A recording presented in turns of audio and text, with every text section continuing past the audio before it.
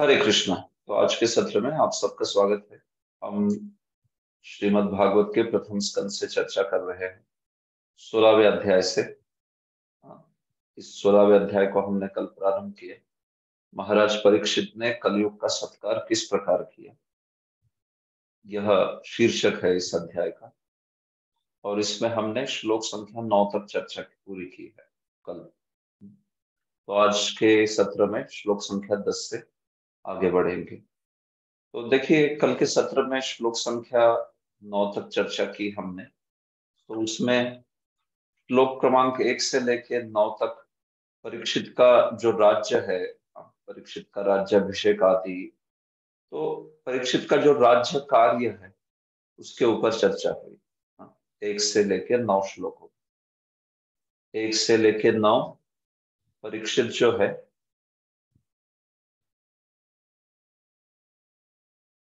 परीक्षित का राज्य, ये बात हुई।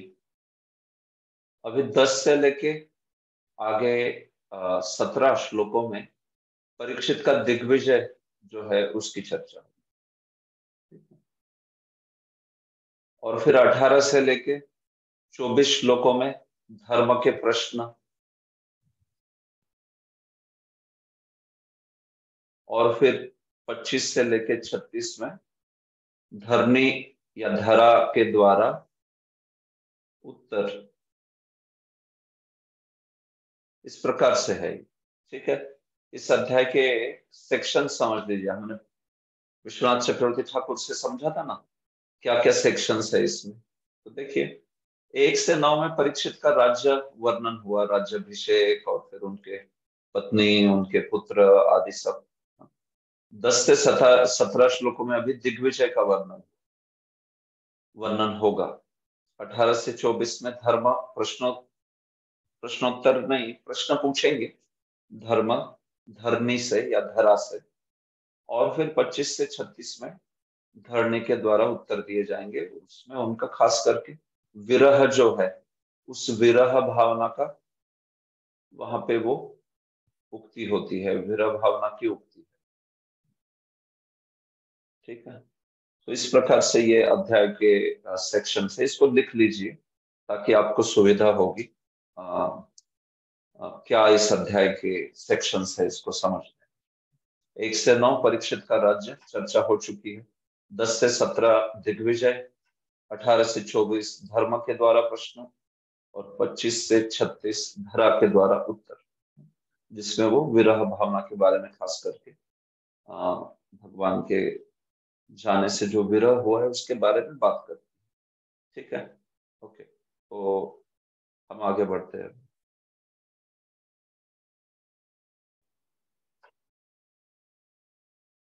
ठीक है, मैं अपनी स्क्रीन जो है आपसे शेयर किया हूँ। सूत उवाच यदा परीक्षेत कुरुचांगले वसत् कलिं प्रविष्टं निज चक्रवर्तीते निशम्य वार्तामनक्ति प्रियां तथा शरासनं संयोग शौंडिरादते। ठीक है, अनुवाद पढ़िए। अनुराधा रसिका माता जी। हरे कृष्णा प्रभु प्रणाम। जी, दंडवत प्रणाम। धन्यवाद, प्रणाम। सुत गोस्वामी ने कहा, जब महाराज परीक्षित कुरु साम्राज्य की राजधानी में रह रहे थे तो अपने राज्य की सीमा के भीतर कलयुग के लक्षणों को प्रवेश होते देखा। जब उन्हें इसका पता चला तो उन्हें यह रुचिकर प्रतीत नहीं हुआ, लेकिन इससे उन्हें उसके विरुद्ध लड़ने का अवसर अवश्य प्राप्त हो सका। अतएव उन्होंने अपना धनुष्य बाण उठाया और सैनिक कार्यवाही के लिए सन्नद्ध हो गए। ठीक है, तो देखिए, यदा सूत उवाच, तो सूत गोस्वामी को पूछा था ना शौनक आदि मुनियों ने, तत्कथ्यता महाभाग यदि कृष्ण कथाश्रय, कि उस शूद्र को परीक्षित ने केवल दंडित ही क्यों किया, उसका वध क्यों नहीं किया। कस्य हेतो निर्जग्राह, तो उसके उत्तर में सूत गोस्वामी जो है इस कली निग्रहण, इस विषय का यहाँ पे प्रारंभ है। ठीक है, तो ये परीक्षित जब दिग्विजय के लिए निकल चुके थे तब ये घटना हुई। तो ये दिग्विजय के अंतर्गत ही उनके सबसे बड़ा दिग्विजय कह सकते हो कि जो कली जो है उनको ही निग्रहण कर दिया, कली को दंडित कर दिया, कली को निष्कासित कर दिया अपने राज्य से। तो राजाओं का तो कई बार अलग अलग राजाओं की अलग अलग उन्होंने जो पराक्रम किए उस पराक्रम के बारे में वर्णन होता है, लेकिन ऐसा कौन सा राजा है जिसने साक्षात कली को अपने राज्य से निष्कासित किया, कली को दंडित किया जिसने? तो ये परीक्षित का बहुत विशेष कार्य है। तो जब इसलिए सारे मुनिगण सूत गोस्वामी से सुनना चाहते थे कि हमें परीक्षित के जन्म के बारे में और कार्य के बारे में बताइए, तो उन्होंने परीक्षित के कौन से कार्य का वर्णन चुना? कली निग्रहण, क्योंकि ये बड़ा विशेष कार्य है। राजा के द्वारा दिग्विजय के बारे में तो आपने सुना होगा, लेकिन कौन सा ऐसा राजा है जिसने साक्षात कली को परास्त कर दिया?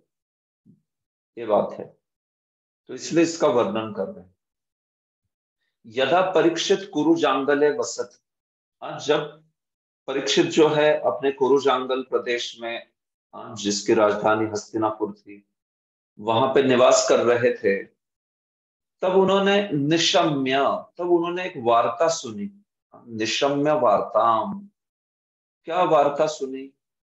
निज चक्रवर्ती थे कलिम प्रविष्टम,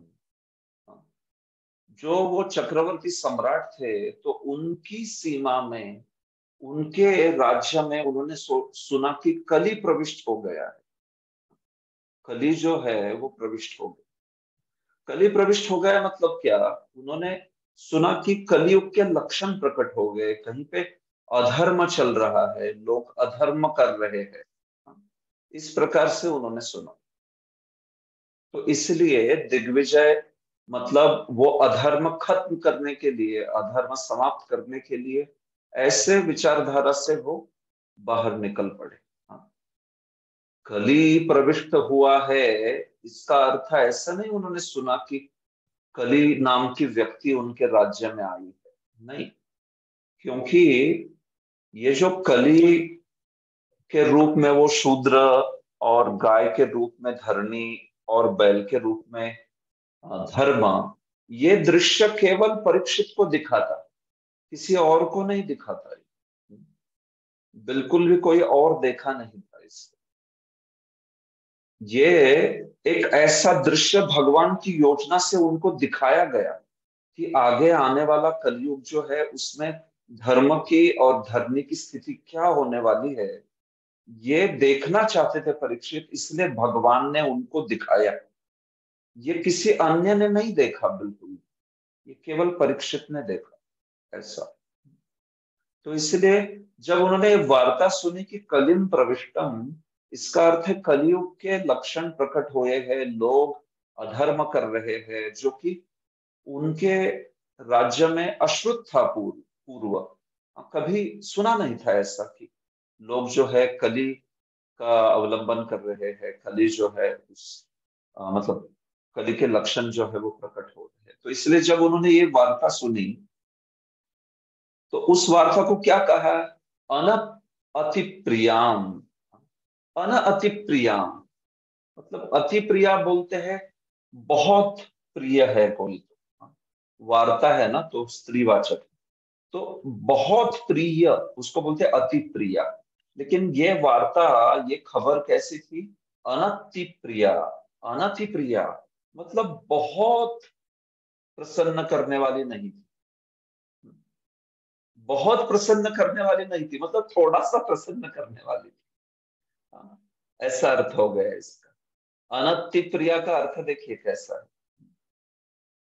बहुत ज्यादा सुनने में प्रिय नहीं थी, बहुत ज्यादा रोचक नहीं थी, मतलब थोड़ी सी मात्रा में रोचक थी ना, ऐसा अर्थ किया है श्री विश्वनाथ या फिर श्रीधर स्वामी ने भी।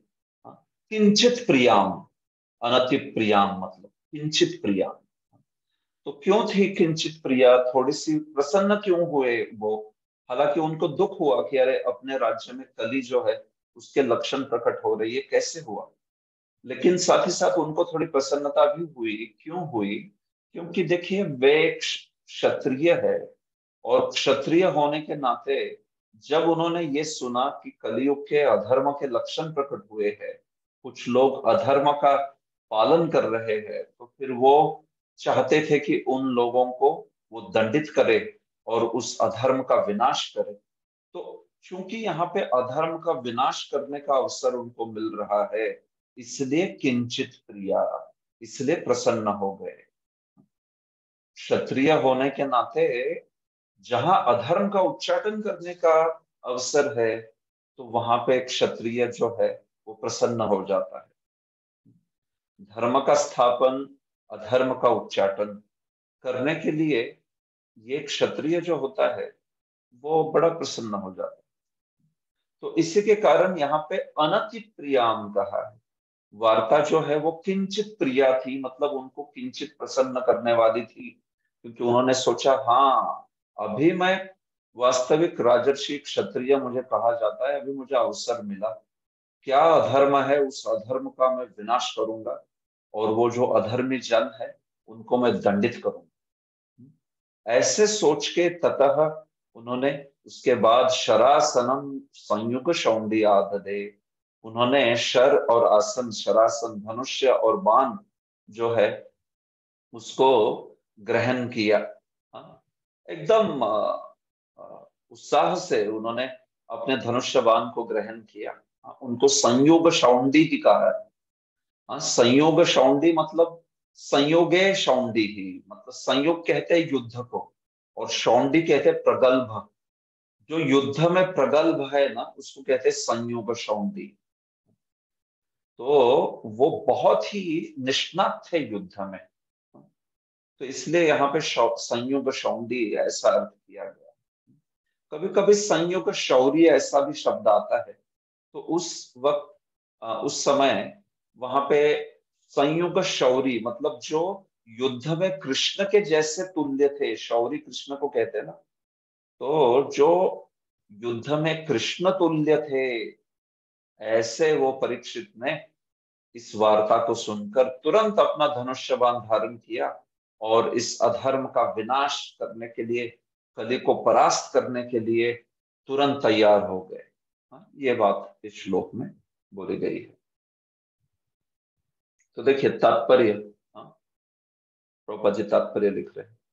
महाराज परीक्षित का राज्य प्रशासन इतना चुस्त था कि वे अपनी राजधानी में शांतिपूर्वक रह रहे थे, लेकिन उन्हें समाचार मिल गया कि कलयुग के लक्षण उनकी राज्य सीमा में प्रवेश पा चुके, और उन्हें यह समाचार अच्छा नहीं लगा।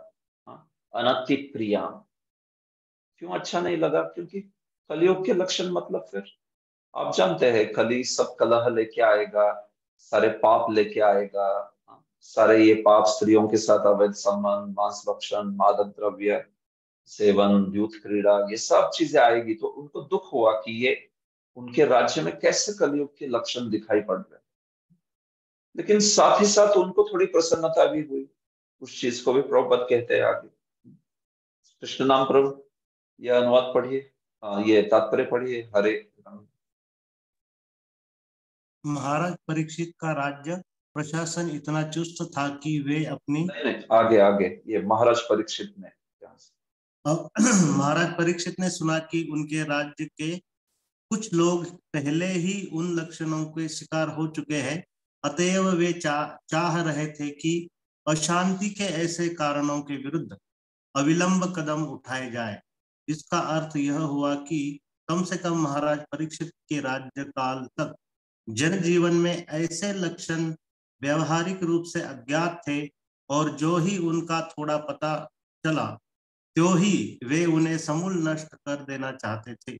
यह समाचार उन्हें रुचिकर नहीं लगा, लेकिन एक दृष्टि से महाराज परीक्षित को युद्ध करने का यह अवसर मिल रहा था। यद्यपि छोटे छोटे राज्यों से लड़ने की आवश्यकता न थी, क्योंकि वे सभी शांतिपूर्वक उनके अधीन थे, लेकिन कलयुग के दुष्टों ने उन्हें अवसर प्रदान किया कि वे अपनी शूरता का प्रदर्शन कर सके। पक्का क्षत्रिय युद्ध का अवसर पाते ही प्रफुल्लित होता है, जिस तरह खेल के मैच का अवसर उपस्थित होने पर खिलाड़ी उत्सुक हो जाता है। ठीक है, धन्यवाद प्रभु। हाँ, तो देखिए प्रभुपाद जी भी समझा रहे इस चीज को कि यहाँ पे परीक्षित ने सोचा कि तब तक तो उनके राज्य में कली के लक्षण पूरी तरह से अनुपस्थित थे। इनफैक्ट अनुपस्थित क्या, वास्तविक देखा जाए तो अश्रुत थे, सुने भी नहीं गए थे। तो यहाँ पे पहली बार उन्होंने सुना तो उन्होंने इस चीज को ग्रहण किया कि इसका विनाश करना है, मतलब इसका यहाँ पे जो कली का प्रभाव है उसको यहाँ पे समाप्त कर देना है। तो इसलिए प्रफुल्लित हो उठे। जैसे प्रभुपाद जी कहते खेल के मैच का अवसर होने पर खिलाड़ी उत्सुक हो उठता है। वास्तविक खिलाड़ी है तो फिर वो खेल के अवसर से उत्सुक हो उठता है। अगर खिलाड़ी नहीं है तो उसको लगता है बारिश हो जाए, खेल बंद हो जाए और कुछ हो जाए। लेकिन अगर वास्तविक खिलाड़ी है तो वो तो आनंद का अनुभव करेगा, खेल होता है। तो वैसे ये क्षत्रिय होते हैं, ये बात है। और एक बड़ी रोचक चीज लिखते हैं प्रभुपाद जी आगे, देखिए इसको वेदवादी ने, माता जी आप पढ़ेंगे, यह कोई तर्क नहीं है, यहाँ से। हाँ, हरे कृष्णा प्रभु जी। यस,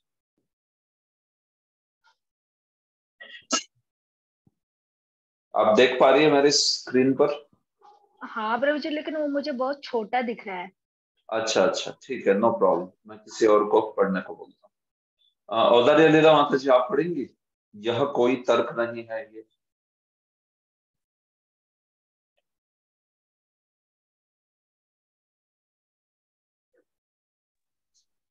हरे कृष्ण प्रभु जी, मैं पढ़ूं? पुस्तक से पढ़ूं प्रभु जी? हाँ पढ़िए पढ़िए, ठीक है, नो प्रॉब्लम। यह कोई तर्क नहीं कि कलयुग में ऐसे लक्षण पूर्व निर्धारित होते हैं। यदि ऐसा होता तो फिर ऐसे लक्षणों के विरुद्ध चढ़ाई करने की क्या आवश्यकता थी? ऐसे तर्क आलसी तथा अभागी लोग ही देते हैं। वर्षा ऋतु में वर्षा अवश्यम भावी है, फिर भी लोग अपनी सुरक्षा के लिए सावधानी बरतते हैं। इसी प्रकार कलयुग में सामाजिक जीवन में उपयुक्त लक्षणों का प्रविष्ट होना अवश्य भावी है, लेकिन यह राज्य का कर्तव्य है कि नागरिकों को कलयुग के एजेंटों से संपर्क से बचाए। महाराज परीक्षित कली के लक्षणों में शरीक होने वाले दुष्टों को दंडित करना चाह रहे थे और इस तरह धर्मात्मा एवं निर्दोष नागरिकों का बचाना चाहते थे। राजा का धर्म है कि वह ऐसी सुरक्षा प्रदान करे और यह ठीक ही था कि महाराज परीक्षित लड़ने के लिए तैयार हो गए। थैंक यू प्रभु जी। ठीक है, धन्यवाद। तो देखिए प्रभुपाद जी बड़ी अच्छी चीज कह रहे हैं कि यह कोई तर्क नहीं है कि कलयुग में तो कली के लक्षण निर्धारित, मतलब पहले से पूर्व निर्धारित है। कलयुग में तो कली के लक्षण दिखाई ही देंगे, तो क्यों हमें उसके विरुद्ध कुछ करना चाहिए।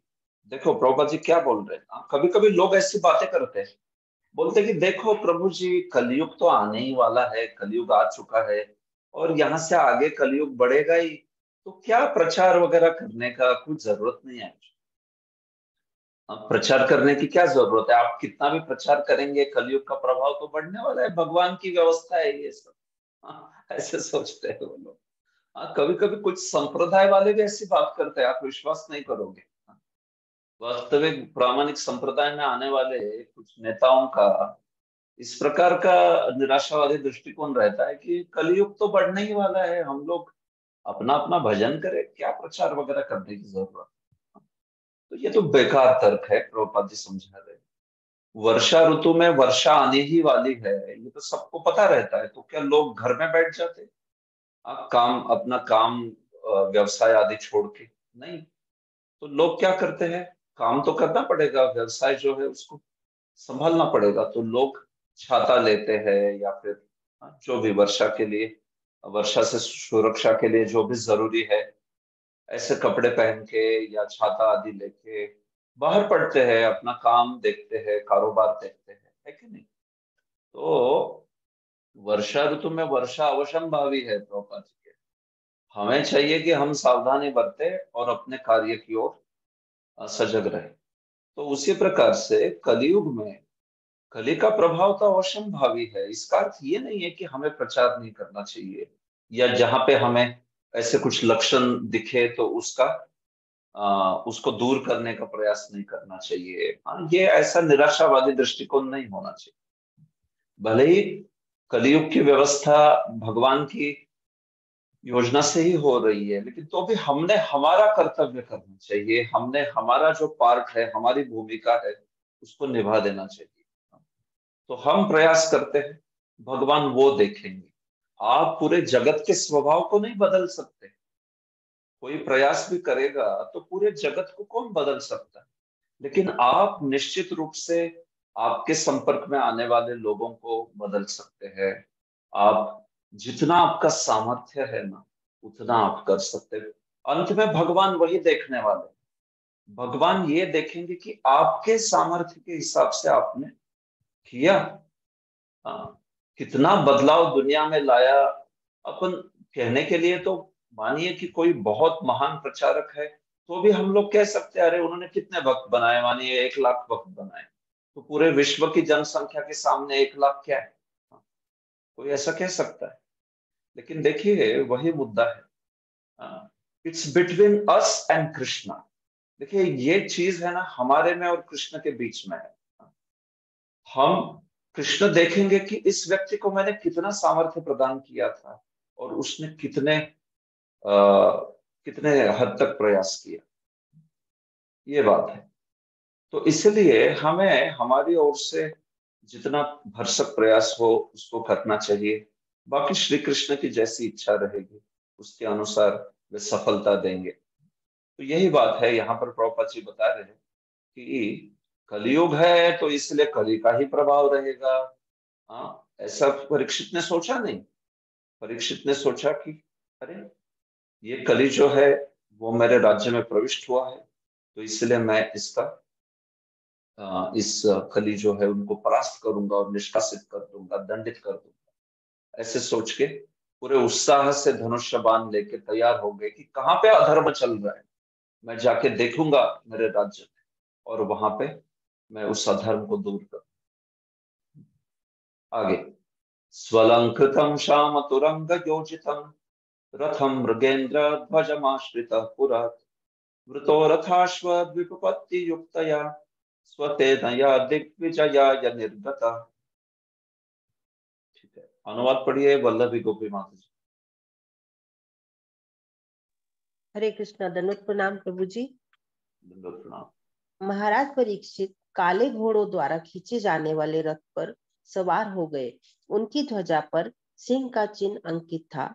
इस प्रकार सुसज्जित होकर तथा सारथियों, अश्वारोहियों, हाथियों तथा पैदल सैनिकों से घिरे हुए उन्होंने सभी दिशाएं जीतने के लिए राजधानी से प्रस्थान किया। धन्यवाद। ठीक है, धन्यवाद। तो देखिए, अब वो राजधानी से निकल चुके। स्वसेना या दिग्विजयाय निर्गतः, अपनी सेना के साथ दिग्विजय के लिए निकल गए परीक्षित। कैसे निकले? सुअलंकृतम श्याम तुरंग योजितम, उनका रथ था वो बड़ा सुशोभित था, बहुत अच्छी तरह से अलंकृत था, और काले घोड़ों से वो जो है योजित था। काले घोड़े जो है उस रथ को जोत रहे थे। उसके वाहन थे श्याम तुरंग। श्याम कहते काला, तुरंग घोड़ा। तो देखिए अर्जुन से अलग है, अर्जुन के घोड़े सफेद थे, श्वेत रंग के बड़े। यहाँ पे परीक्षित के घोड़े जो है वो, परीक्षित के रथ के घोड़े जो है वो श्याम रंग के, श्याम तुरंग योजित रथम मृगेंद्र ध्वजमाश्रित पुरा। और उनका जो ध्वज था उस पर मृगेंद्र यानी एक सिंह का चिन्ह था।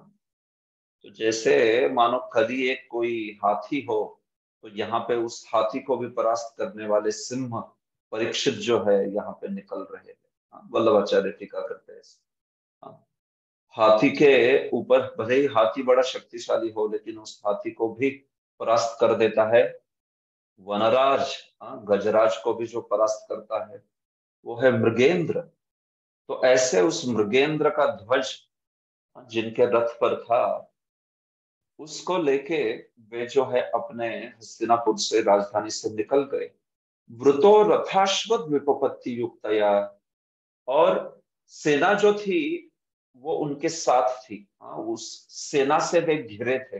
कैसी सेना? चतुरंगिनी सेना। चतुरंगिनी सेना, चार उसमें विभाग होते हैं, उसको बोलते हैं चतुरंगिनी सेना।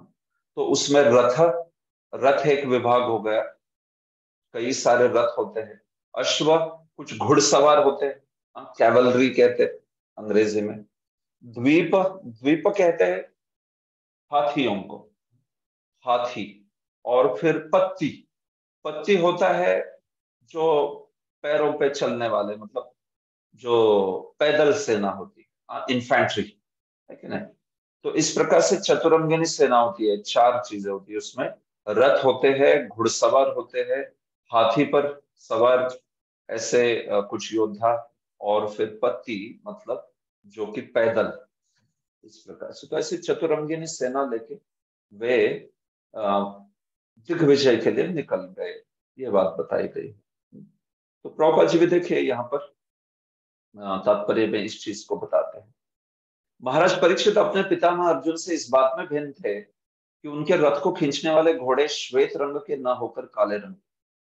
उनकी ध्वजा का चिन्ह सिंह था, जबकि उनके पितामह की ध्वजा पर हनुमान जी चिन्ह थे, है कि नहीं? मृगेंद्र ध्वज परीक्षित हुए, और कपि ध्वज अर्जुन हुए। कपि ध्वज बोलते हैं ऐसे। तो महाराज परीक्षित का राजसी जुलूस, जिसमें सुसज्जित रथ, घोड़े, हाथी, पैदल सिपाही तथा बैंड थे, नेत्रों को अत्यंत सुहावना लगने वाला, लेकिन साथ ही ये ऐसी सभ्यता का प्रतीक है जो लड़ाई के मैदान में भी सौंदर्य परक था। देखिए, लड़ाई के मैदान में भी परीक्षित की सेना एस्थेटिक, बड़ी सौंदर्य परक थी। ऐसे एकदम बर्बर सेना नहीं थी वो। आजकल जैसे होते ना बैरबैरिक आर्मी, एकदम पागल की तरह कैसे भी चल रहे हैं, कैसे भी कपड़े पहने हुए, ऐसी बर्बर सेना नहीं थी जिनको कोई सौंदर्य परक विचार नहीं। एकदम सिस्टमैटिक डिसिप्लिन्ड आर्मी, जो कि एकदम लड़ाई के मैदान में भी सौंदर्य परक थी।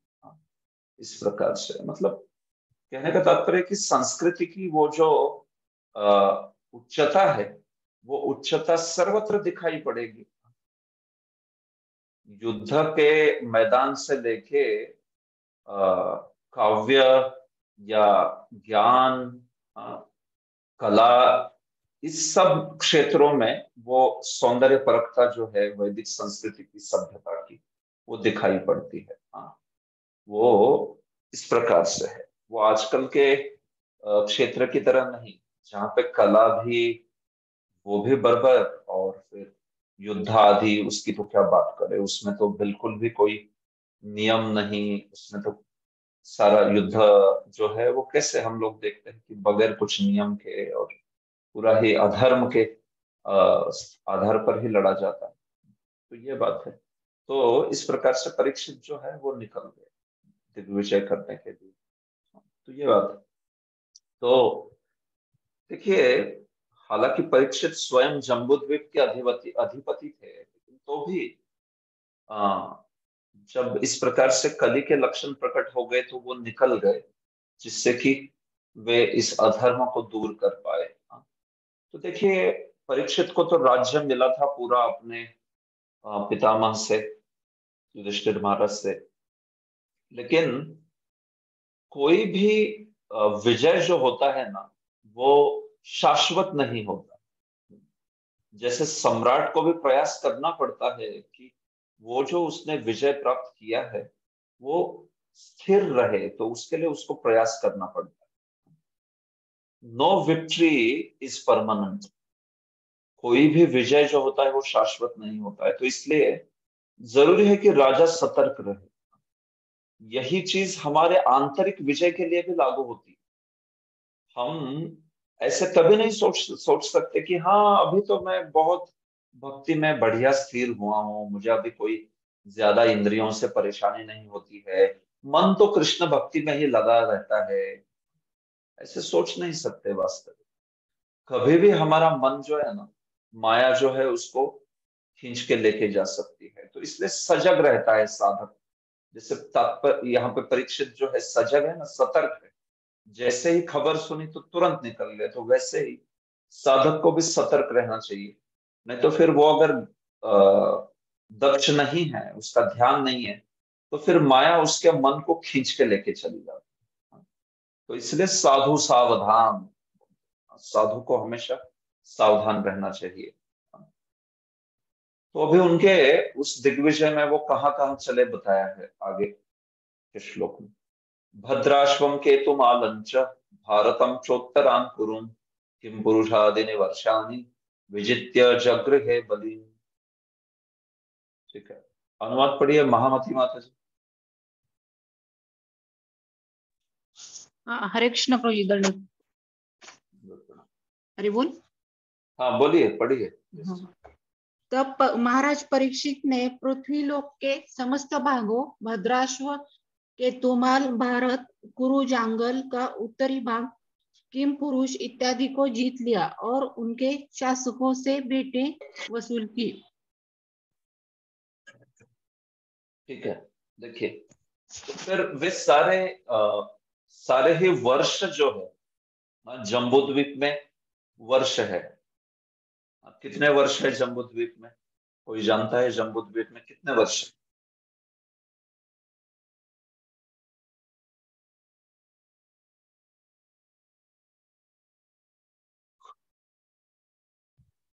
रुक्मिणी वल्लभ प्रभु आप बताइए। 9 वर्ष है प्रभु जी टोटल। हाँ, 9 वर्ष है। 7 द्वीप है, सही 7 है, द्वीप में जम्बूद्वीप 9 वर्ष। बिल्कुल। हाँ, सही है, 9 वर्ष है। हाँ, तो जम्बूद्वीप जो है उसमें 9 वर्ष है। ये सारे वर्षों के नाम बताए जा रहे हैं। भद्राश्व, केतुमाल, हाँ, भारत, उत्तर कुरु, ये सब, किम पुरुष, ये सारे वर्ष जो है ना। तो चूंकि जम्बूद्वीप में के अधिपति थे, तो उन्होंने सारे ही वर्षों पे जाके देखा कि कहाँ पे कुछ अधर्म चल रहे हैं। एक्चुअली में शिव गोस्वामी यहाँ पे कमेंट करते हैं कि वास्तविक कलयुग की व्यवस्था तो केवल भारतवर्ष पे है। देखिए, ये सत्य त्रेता द्वापर कली है ना, ये चीज अन्य वर्षों पे नहीं होती है। जैसे भद्राश्व, केतुमाल वगैरह इसमें नहीं होती, देवता लोक में भी नहीं होती है। ये केवल भारतवर्ष में ऐसा होता है, सत्य त्रेता द्वापर कली वाला। क्या प्रमाण है? विष्णु पुराण। विष्णु पुराण में ये चीज जो है बताई गई है। श्रील श्रीधर स्वामी इसके ऊपर टीका भी करते हैं। चतुर्युग व्यवस्था तू भारत वर्षे बोल देते हैं। तो यहाँ पे तो बाकी वर्षों में वहां पे जाके कुछ अधर्म आदि का सवाल नहीं, लेकिन तो भी वहां पे जाके उन्होंने इस बहाने सर्वत्र जाके उन्होंने ये देखा कि कहीं पे कुछ अधर्म तो नहीं चल रहा है। तो इसको विजित्य कहा गया है, इसी को जीत कर कहा है। क्योंकि जीत कर क्या, वो तो पहले से जीत चुके थे, उनको सब मिला था ऑलरेडी। वो जम्बूद्वीप के अधिपति के रूप में ही राज्याभिषिक्त हुए थे। तो इसको विजित्य मतलब क्या? विजित्य मतलब वहां पे जाके उन्होंने कोई, मतलब ये देख लिया कि वहां पे कुछ अधर्म या कोई राजा जो है वो धर्म से हटकर अधर्म के मार्ग पे तो नहीं चल रहा है, ये बात है। हाँ, तो ये इसको श्री जीव गोस्वामी ने समझाया इस प्रकार से। तो फिर जहां पे भी वे चले गए तो एकदम प्रेम से वहां के राजा जो थे उन्होंने अपने सम्राट के लिए वहां पे बलि मतलब भेंट उपहार जो है ना उनको प्रस्तुत किया स्वभावतः। क्योंकि परीक्षित जो थे वे बड़े ही प्रिय थे सब प्रजाजन के। तो इसलिए स्वभावतः ही उन्होंने सर्वत्र गए तो बहुत सारा उनके लिए उपहार भेंट जो है प्रस्तुत की गई अन्य अन्य इन सारे शासकों से जो भी इन वर्षों में वो चले गए। तो देखिए प्रभुपाद क्या करते हैं, तात्पर्य में अलग अलग ये जो वर्ष है उसके बारे में बताते हैं कि भद्राश्व वर्ष जो है वो मेरु पर्वत के निकट है, और फिर केतुमाल जो है वो वर्ष के बारे में बताते हैं, फिर आगे भारतवर्ष के बारे में बताते हैं। तो इस प्रकार से वहाँ के जो निवासी है उनके बारे में बताते हैं, वहाँ के पुरुष, वहाँ की स्त्रियां, ये सब जो है महाभारत में इसका वर्णन आता है बड़े विस्तार से। तो उस महाभारत से प्रभुपाद जी ने ये सारी चीजें जो है वो बताई है यहाँ पर। ठीक है, तो देखिए इसको आप पढ़ लीजिए, ये सारे जो भौगोलिक जानकारी है यहाँ पर, तो इसको आप पढ़ सकते हैं। ठीक है, हम लोग आगे बढ़ेंगे। तत्र तत्रोपशृण्वानः स्वपूर्वेषां महात्मनां प्रगीयमानं च यशः कृष्णमाहात्म्यसूचकम् आत्मानं च परित्रातम् आत्मानं च परित्राणम् अश्वत्थाम्नोऽस्त्र तेजसः स्नेहं च वृष्णिपार्थानां तेषां भक्तिं च केशवे तेभ्यः परमसन्तुष्टः प्रत्युज्जृम्भितलोचनः महाधनानि वासांसि ददौहारान् महामना। ठीक है, अनुवाद पढ़िए सुंदर केशव प्रभु।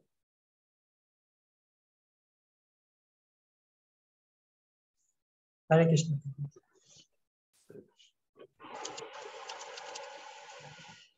राजा जहाँ कहीं भी जाते उन्हें निरंतर अपने उन महान पूर्वजों का यशोगान सुनने मिलता जो सभी भगवत भक्त थे, तथा भगवान श्री कृष्ण के यशस्वी कार्यों की गाथा सुनने को भी मिलती। यह भी सुनते कि किस तरह वे स्वयं अश्वत्थामा के ब्रह्मास्त्र के प्रचंड ताप से भगवान कृष्ण द्वारा बचाए गए थे। लोग विष्णु तथा प्रथावंशियों के मध्य अत्यधिक स्नेह का भी उल्लेख करते, क्योंकि प्रथा भगवान केशव के प्रति अत्यधिक श्रद्धावान थी। राजा ने ऐसे यशोगान करने वालों से अत्यधिक प्रसन्न होकर परम संतोष के साथ अपनी आंखें खोली। उदारता बस उन्होंने प्रसन्न होकर उन्हें मूल्यवान मालाएं तथा वस्त्र भेंट किए। देखिए इन श्लोकों में बताया है कि जब वे यहाँ वहाँ इन सारे वर्षों में अपने सारे इस राज्य में घूम रहे थे तो किस प्रकार का अनुभव किया उन्होंने। तो देखिए परीक्षित तत्र तत्र उपशृण्वानः स्वपूर्वेषां महात्मनां, जहां जहां वे गए परीक्षित ने सुना उनके जो महात्मा पूर्वज महात्मा थे, मतलब पांडव, उनके पितामह, तो उनके बारे में गान हो रहा था, उनके यश का गान हो रहा था। स्वपूर्वेषां महात्मनां प्रगीयमानं च यशः, सर्वत्र उनका यश जो है वो गाया जा रहा था। और वो यश जो है पांडवों का, उसमें स्वभावतः कृष्ण महात्म्य सूचकम, कृष्ण के महात्म्य का भी उसमें वर्णन होगा ही। भगवान और भगवान के भक्तों का जो गुणगान है वो एक दूसरे से अभिन्न थोड़ी ना होता है। भगवान का गुणगान करेंगे तो भक्तों का गुणगान उसमें आएगा ही आएगा, और भक्तों का गुणगान करेंगे तो उसमें भगवान का महात्म्य जो है आएगा ही आएगा। तो इस प्रकार से अपने पूर्वज महात्माओं का यश सुनते हुए, जिसमें कृष्ण का महात्म्य भी बड़े सुंदर रूप से बोला जा रहा था, ये सारे सुनते हुए परीक्षित आगे बढ़ रहे थे। और क्या सुना उन्होंने? आत्मानं च परित्राणम, उन्होंने स्वयं के बारे में भी सुना कि कैसे उनको भगवान ने बचाया। परित्राणम, आपके किताब में क्या शब्द है? ये परित्रातम है कि परित्राणम है? बताइए कोई। सुरेश प्रभु क्या है?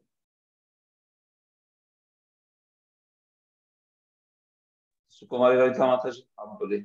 परित्रातम है प्रभु जी। अच्छा, परित्रातम है जी, शब्दार्थ। मैं इंग्लिश में देखता हूँ।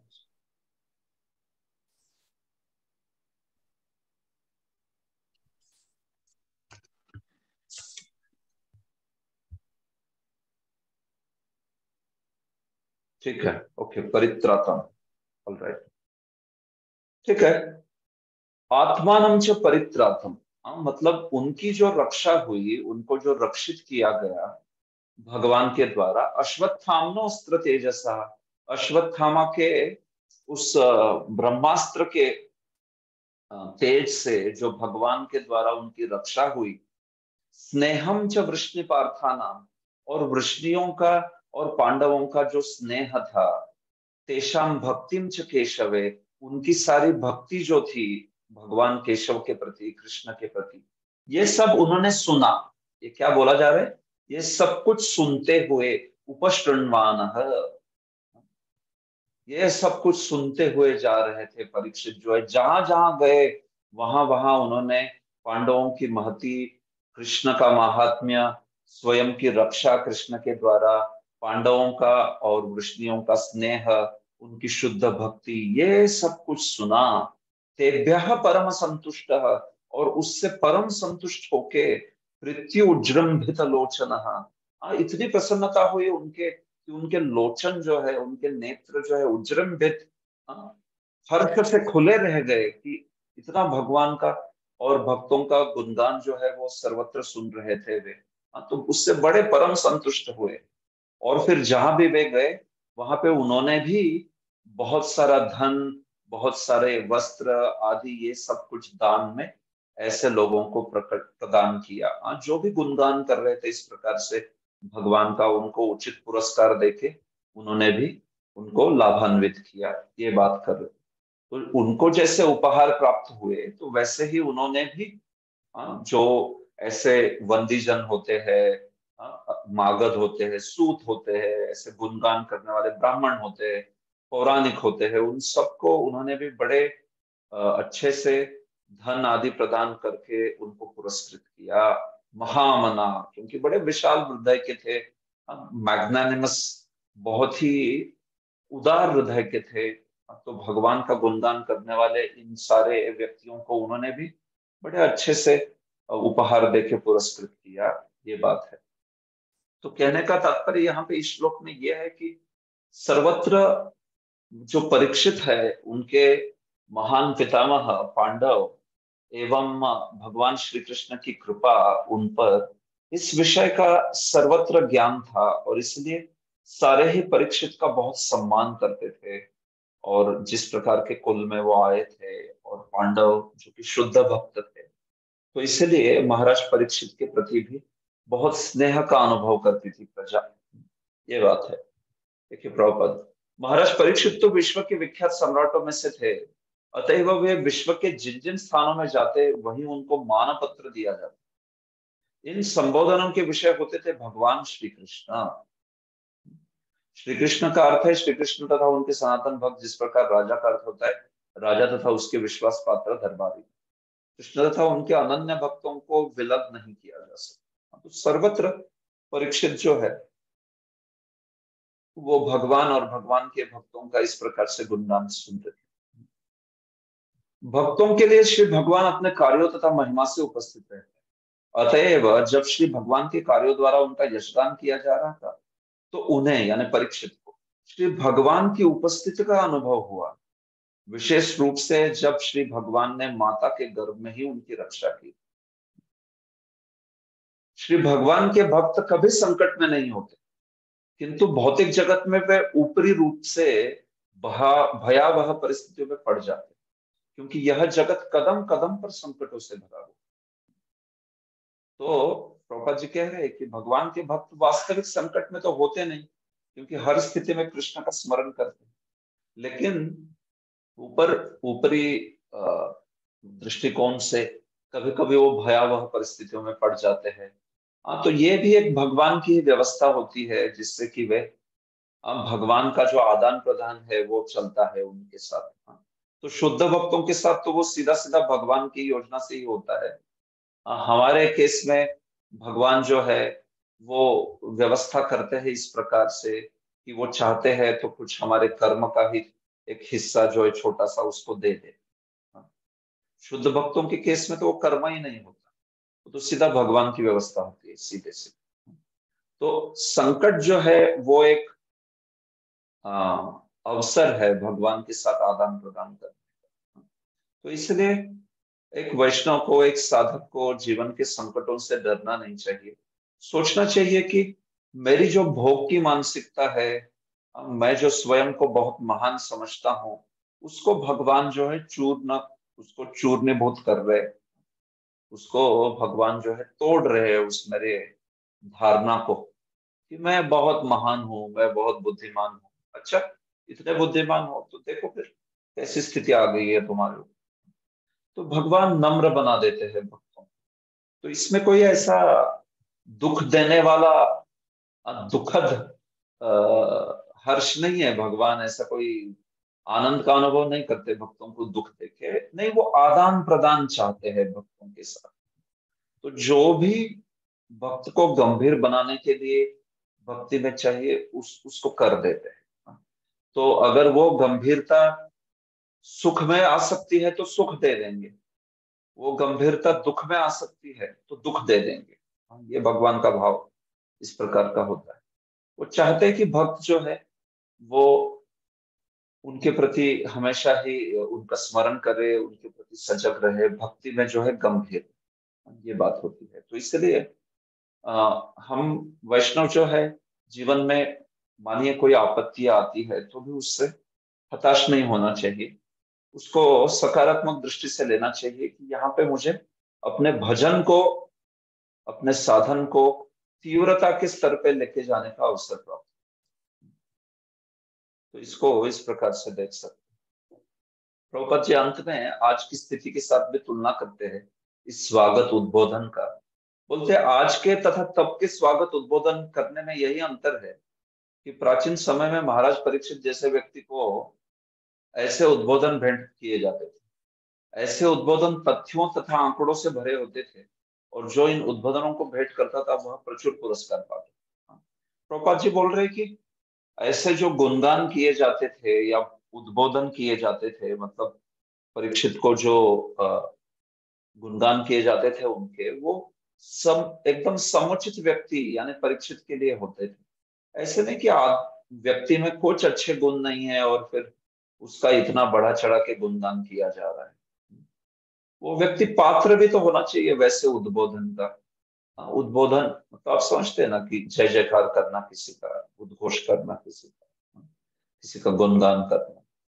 तो आजकल तो क्या हो जाता है, बस कोई व्यक्ति राष्ट्र का कोई अध्यक्ष है करके फिर उसको गुणगान करेंगे, उसका उद्बोधन करेंगे। बट कई बार ऐसे व्यक्ति चरित्रहीन होते हैं, बड़े दुष्ट स्वभाव के भी होते हैं।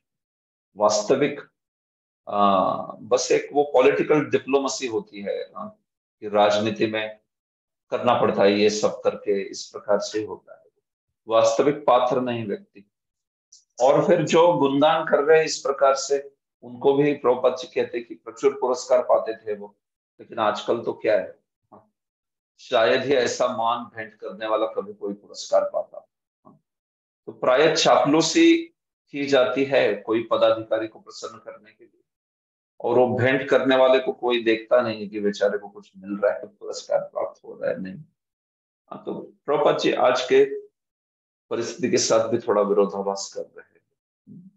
पॉलिटिकल अराइवल्स वगैरह जैसे होते हैं राजनीतिक वाले लोग वगैरह, तो उसमें एक फॉर्मेलिटी होती है, वास्तविक उसमें बहुत स्नेह का वातावरण वगैरह होता नहीं है। एक्चुअली वो तो एक फॉर्मेलिटी टाइप हो जाता है ऐसे। लेकिन परीक्षित के लिए वास्तविक स्नेह था उनके प्रजाजन का, ये बात है।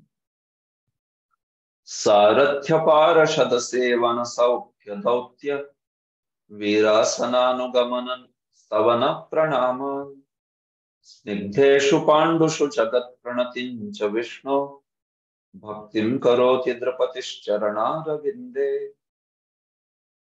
ठीक है, अनुवाद पढ़िए। माधुरी किशोरी माता जी आप पढ़िए अनुवाद। हरे कृष्ण प्रभु जी, दंडवत प्रणाम। महाराज परीक्षित ने सुना कि जिन भगवान श्री कृष्ण विष्णु की आज्ञा का पालन समस्त जगत करता है, उन्होंने अपनी अहेतु की कृपा से पांडु के विनीत पुत्रों की उनकी इच्छा अनुसार सभी प्रकार से सेवाएं की, जिनमें सारथी बनने से लेकर अग्र पूजा ग्रहण करने तथा दूत बनने, मित्र बनने, रात्रि में रक्षक बनकर सेवाएं करने के कार्य सम्मिलित हैं। उन्होंने सेवक की तरह पांडवों की आज्ञा का पालन किया तथा आयु में छोटों की तरह उन्हें प्रणाम किया। जब महाराज परीक्षित ने यह सब सुना तो वे श्री भगवान के चरण कमलों की भक्ति से अभिभूत हो उठे। धन्यवाद प्रभु जी। धन्यवाद।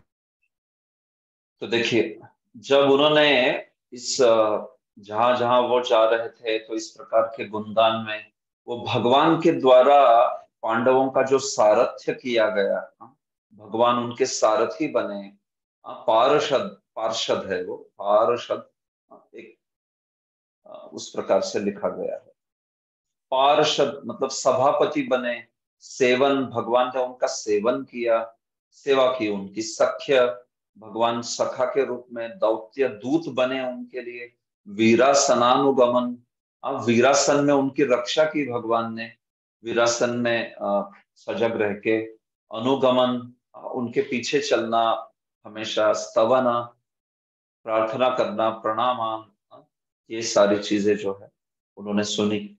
मतलब भगवान वास्तविक पांडवों को इस प्रकार से उन्होंने सेवा की जैसे मानिए कि वे उनके स्वामी हो, है कि नहीं। जो युधिष्ठिर थे या भीम थे, जब भी भगवान श्री कृष्ण उनको मिलते थे तो उनको प्रणाम करते थे, युधिष्ठिर और भीम को, क्योंकि दोनों भी बड़े थे भगवान से थोड़े से, 2 साल से 3 साल से। और फिर अर्जुन जो है वो भगवान से 6 महीने से छोटे थे, तो अर्जुन को भगवान जो है आलिंगन करते थे। और फिर नकुल सहदेव जो है वो भगवान को प्रणाम करते थे। तो भगवान इन पांडवों के प्रति सारथी बने, उनके सारथी बने, उनकी सेवा की, उनके सखा बने। कृपया स्वयं को म्यूट पे रखिए। मेरा भी पीछे हरे कृष्णा, म्यूट पे रखिए स्वयं को। तो ये सब जो है, इसको सुनकर, इसको याद कर कर परीक्षित जो है वो बहुत भक्ति में वृद्धि का अनुभव किए। भक्तिम करोति नृपतिश्चरणारविंदे। जब उन्होंने इस प्रकार से पांडवों में भगवान की स्निग्धता को सुना, जगत प्रणतिम च विष्णु, और साथ ही साथ भगवान ने पूरे जगत को भी पांडवों के चरणों में झुकाया। जगत प्रणति, इसका अलग अलग प्रकार से अर्थ किया गया है। जगत प्रणति मतलब जगत को पांडवों के चरणों में गिराया, या फिर श्री कृष्ण के चरणों में जगत जो है वो गिर गया, श्री कृष्ण के चरणों में जगत जो है प्रणाम करता है। दोनों के अर्थ हो सकते हैं। तो इसको सुन के बहुत जो परीक्षित है वो भक्ति में तुष्टि का अनुभव किए, बड़े प्रसन्न हो गए। उनके हृदय में पूरी भक्ति जो है, वो तो हमेशा उनके हृदय में है, लेकिन पूरी उमड़ के आई एकदम, एकदम वो जो है ऊपर उमड़ के आने लगी भक्ति जो है। भक्तिम करोति नृपतिश्चरणारविंदे। ये सारे जो स्नेहपूर्ण संबंध है उसको याद करके, भगवान का भक्त वात्सल्य जो है ना उसको याद करके। तो चूंकि भगवान के भक्त जो है वो भगवान की इच्छा के लिए कुछ भी करना चाहते, तो इसलिए भगवान भी उनकी भक्तों की इच्छा के लिए कुछ भी करना चाहते। ये आदान प्रदान है भगवान और भक्त का। भगवान के भक्त के लिए कृष्ण जो है उनसे ज्यादा प्रिय कोई भी वस्तु नहीं, तो फिर भगवान भी उसी प्रकार से आदान प्रदान करते। साधवो हृदयम मह्यम साधवो हृदयम मह्यम साधुनाम हृदयम तु अहम मदन्यत्तेन जानन्ति नाहं तेभ्यो मनागत। भगवान कहते हैं कि साधु जैसे मेरा हृदय ही है। साधु जो है, साधवो हृदयम मह्यम, साधु मेरा हृदय ही है, ऐसे इस प्रकार से। तो इसलिए भगवान जो है यहाँ पर पांडवों के साथ बड़ा सुंदर आदान प्रदान किए, और इसको याद करके परीक्षित जो है सर्वत्र भक्ति में वृद्धिंगत होते हुए, वृद्धि का अनुभव करते हुए आगे बढ़े। श्री भगवान के शुद्ध भक्त के रूप में महाराज परीक्षित भगवान द्वारा अपने भक्तों की भावनाओं के दिव्य आदान प्रदान का महत्व समझ सकते हैं, और इस प्रकार वे स्वयं श्री भगवान के आचरण से अभिभूत थे। मात्र अपने शुद्ध भक्तों के साथ श्री भगवान के आचरण के महत्व को समझ लेने से ही मोक्ष प्राप्त किया जा सकता। यद्यपि भक्तों के साथ श्री भगवान के आचरण सामान्य मानवीय आचरण जैसे प्रतीत होते हैं, लेकिन जो उन्हें यथार्थ रूप में समझता है वह तुरंत ही भगवत धाम जाने हेतु सुपात्र बन जाता है। तो कभी कभी भगवान का ये सारथी बनना या सेवा करना, सख्य दूत बनना, ये सब जो है लोगों को लगता है कि भगवान का ये पक्षपात है। बट वास्तविक जो भगवान के तत्वों को समझते हैं, उनके भक्तों के साथ जो कार्यकलाप है, लीलाएं हैं, उसको समझते हैं, वही भगवान के धाम को प्राप्त कर सकते हैं। हाँ, जन्म खर्बच में दिव्यम एवं यो वेत्ति तत्वतः त्यक्त्वा देहम पुनर्जन्म नैति मामेति सोच। भगवान के जन्म और कर्म को उचित रूप से समझना चाहिए। अगर भगवान के लीलाओं को पक्षपात समझ रहे वगैरह वगैरह, तो ऐसे व्यक्ति भगवान के धाम जाने के पात्र नहीं है, क्योंकि गलत वहमी हो गई भगवान की ये बात। तो इसलिए भक्त ही उसको यथार्थ रूप से समझ सकते हैं, ये बात बताई जा रही। ठीक है। तस्यैवं वर्तमानस्य पूर्वेषां वृत्तिमन्वहं नाति दूरे किलाश्चर्यं यदासीत् तन्निबोध मे। सुरेश्वर गोविंद प्रभु, आप पढ़ेंगे अनुवाद?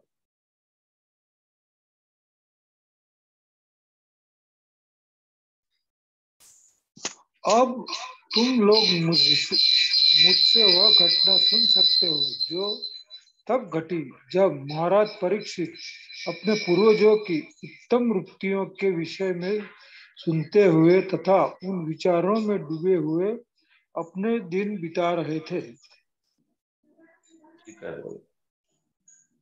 तो इस प्रकार से दिग्विजय करके परीक्षित जो है, आप स्वयं को म्यूट कीजिए प्रभु सुरेश्वर गोविंद, म्यूट कीजिए स्वयं। इस प्रकार से जब दिग्विजय करके परीक्षित जो है वो वापस आ रहे थे, तो उन्होंने देखा कि नाती दूर है, अपनी ही राजधानी से ज्यादा दूर नहीं। तो वो तो कली कहाँ है, कली के लक्षण कहाँ प्रकट हुए हैं, इसको ढूंढते हुए अन्य वर्षों तक चले गए, है कि नहीं? केतुमाल वर्ष और वो भद्राश्व और ये सब। लेकिन उन्होंने देखा वापिस आते हुए कि उनके ही राजधानी से ज्यादा दूर नहीं, सरस्वती के तट पे ही ये कुछ घटना हुई। उन्होंने वहां पे देखा इन तीन व्यक्तियों को, धर्म, धरा और वो शूद्र, मतलब जो कली, वो ज्यादा दूर नहीं था, नाती दूरे के लाश्चर्य, अपनी राजधानी के नजदीक। जीव गोस्वामी बताते हैं।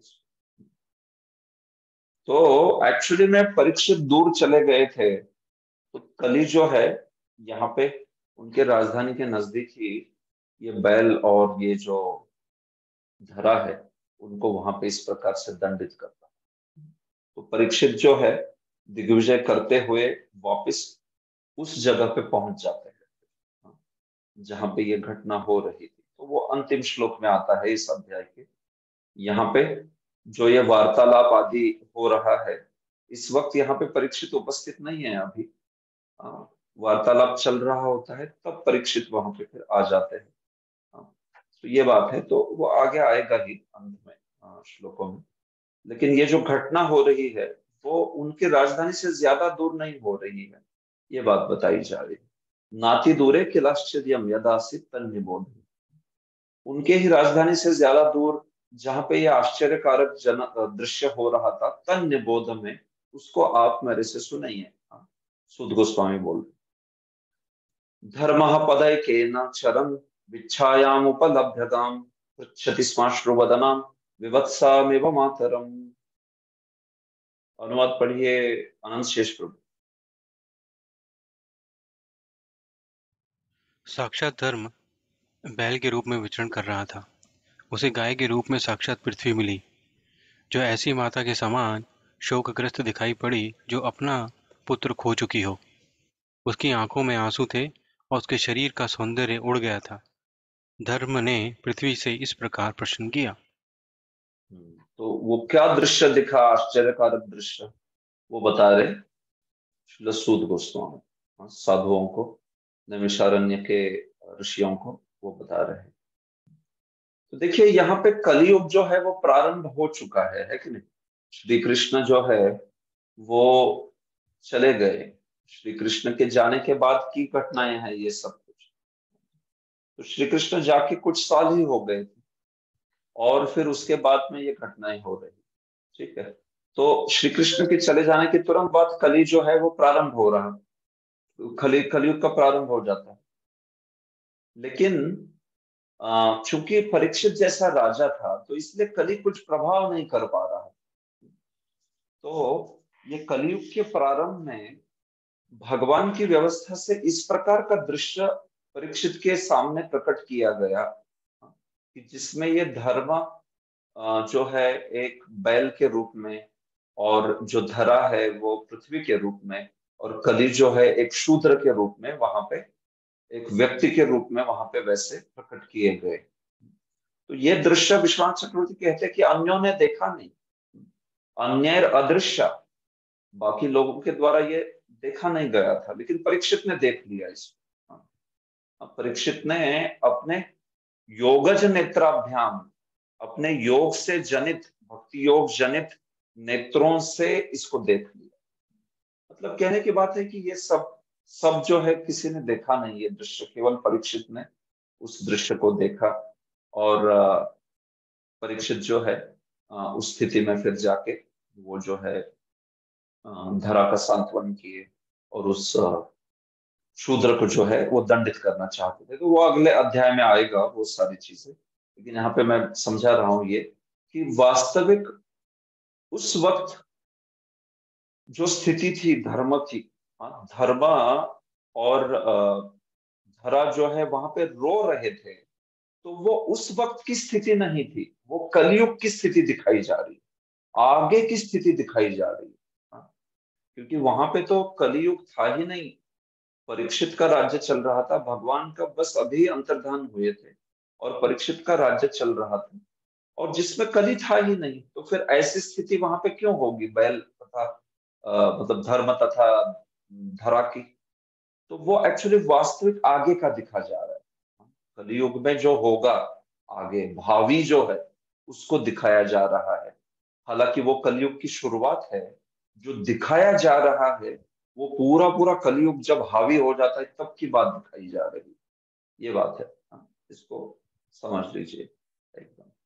तो वहां पे धर्म जो है वो बैल जो है वो एक पैर पे ही था।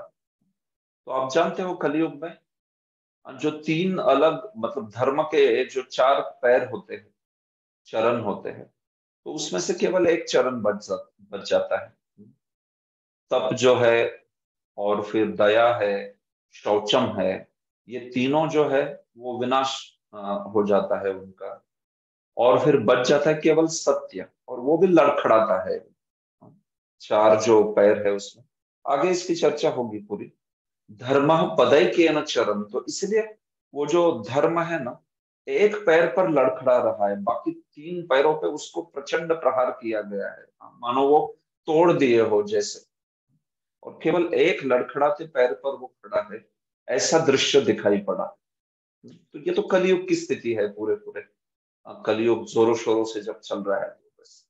और जो धर्मी है वो विच्छायाम कहा है, धरनी जो है वो पूरी तरह से विवर्ण थी, मतलब उसके चेहरे का जो रंग है वो उड़ गया था, जैसे चेहरा जो है वो शोक की छाया से ग्रसित था, और उसे धर्म जो है ऐसे अश्रु सहित मुखमंडल जिनका था, ऐसे उस गौ को, गाय को जो धरनी थी एक्चुअली पृथ्वी थी, पृथ्वी ने वैसा रूप लिया था। जैसे कोई विवस्सा माता हो, मतलब कोई गौ हो जो अपने बछड़े को खो दी हो, तो वो कैसी हो जाती है एकदम दुख के कारण पूरी विच्छाया हो जाती है, मतलब चेहरे का रंग उड़ जाता है। तो उस प्रकार से ये जो धरनी है गौ के रूप में वहां पे बहुत ही उदास, बहुत ही खिन्न दिख रही। तो ऐसे उस गौ को धर्म ने, जो कि एक बैल के रूप में थे, उन्होंने प्रश्न किया। तो ये प्रश्न जो है आगे आने वाले हैं, इस तात्पर्य को लेके मैं थोड़ा सा पॉज देता हूँ, कुछ प्रश्न है तो फिर पूछ लीजिए आप। इसके बाद में धर्म के प्रश्न आएंगे।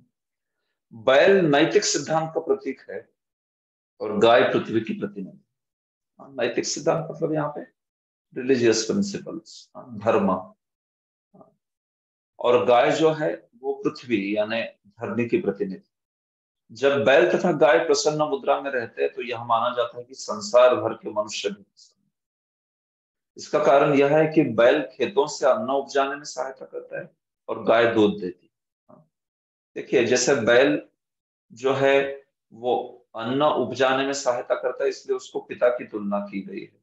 और जैसे माता दूध प्रदान करती है, वैसे जैसे गाय दूध प्रदान करती है, तो उसी प्रकार से जो धरनी है उनको गाय की तुलना कर दी गई है। ये बात है ऐसे। तो इसलिए प्रभुपाद जी कह रहे हैं कि इन दो महत्वपूर्ण पशुओं को बड़ी सावधानी से पालन करना चाहिए।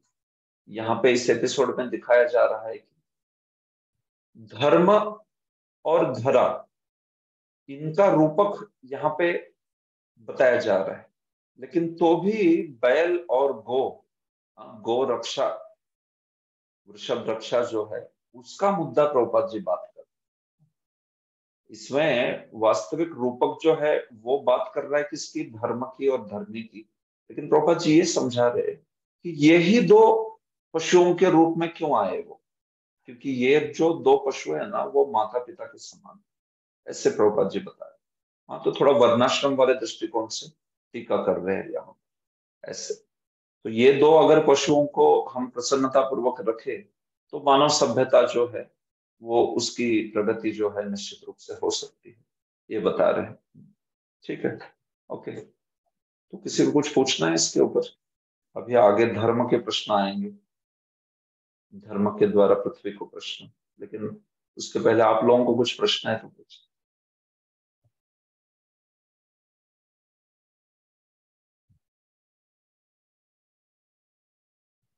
जय श्री राधा माता जी, बोली।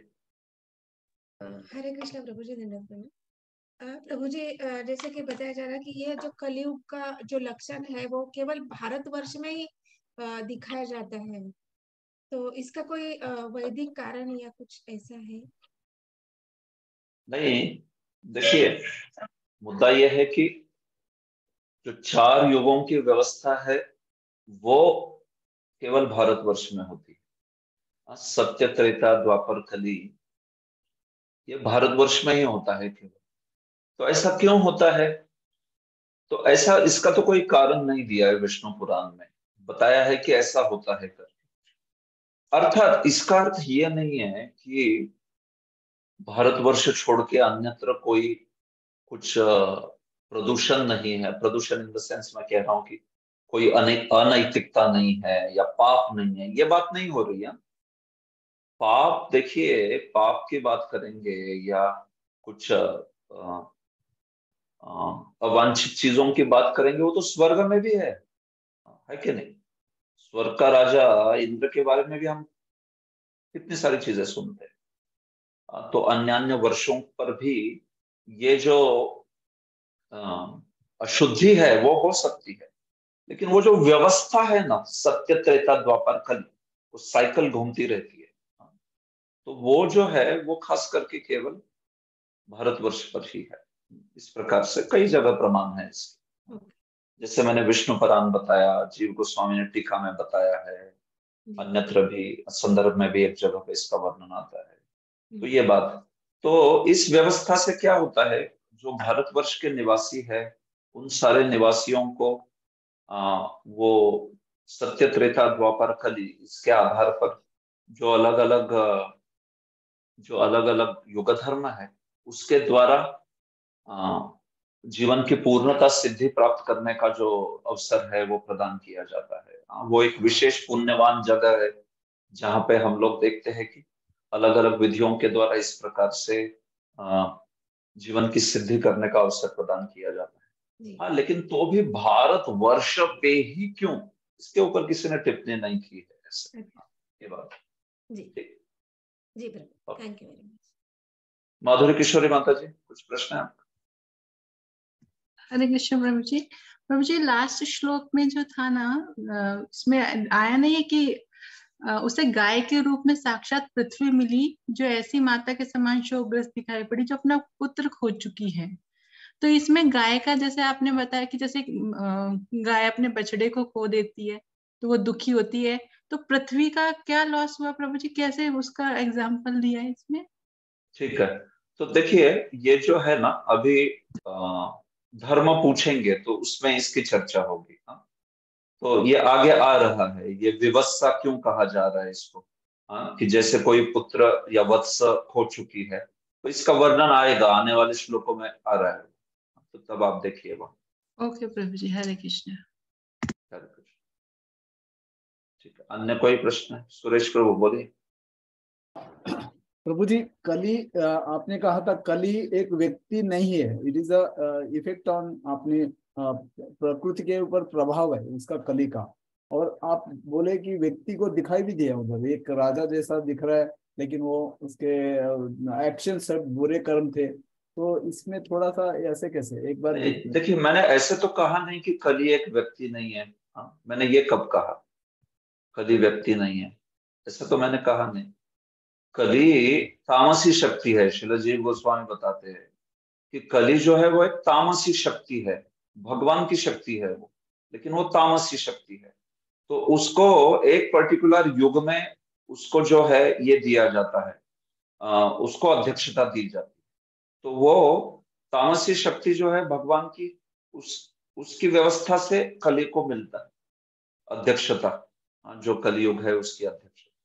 तो कली तो एक व्यक्ति है ना, निश्चित रूप से वो तामसी शक्ति है, उसका रूप है एक, तो वो रूप मतलब कली पुरुष, ऐसे बोल रहा हूँ। तो कली व्यक्ति नहीं है, ऐसी बात नहीं है बिल्कुल।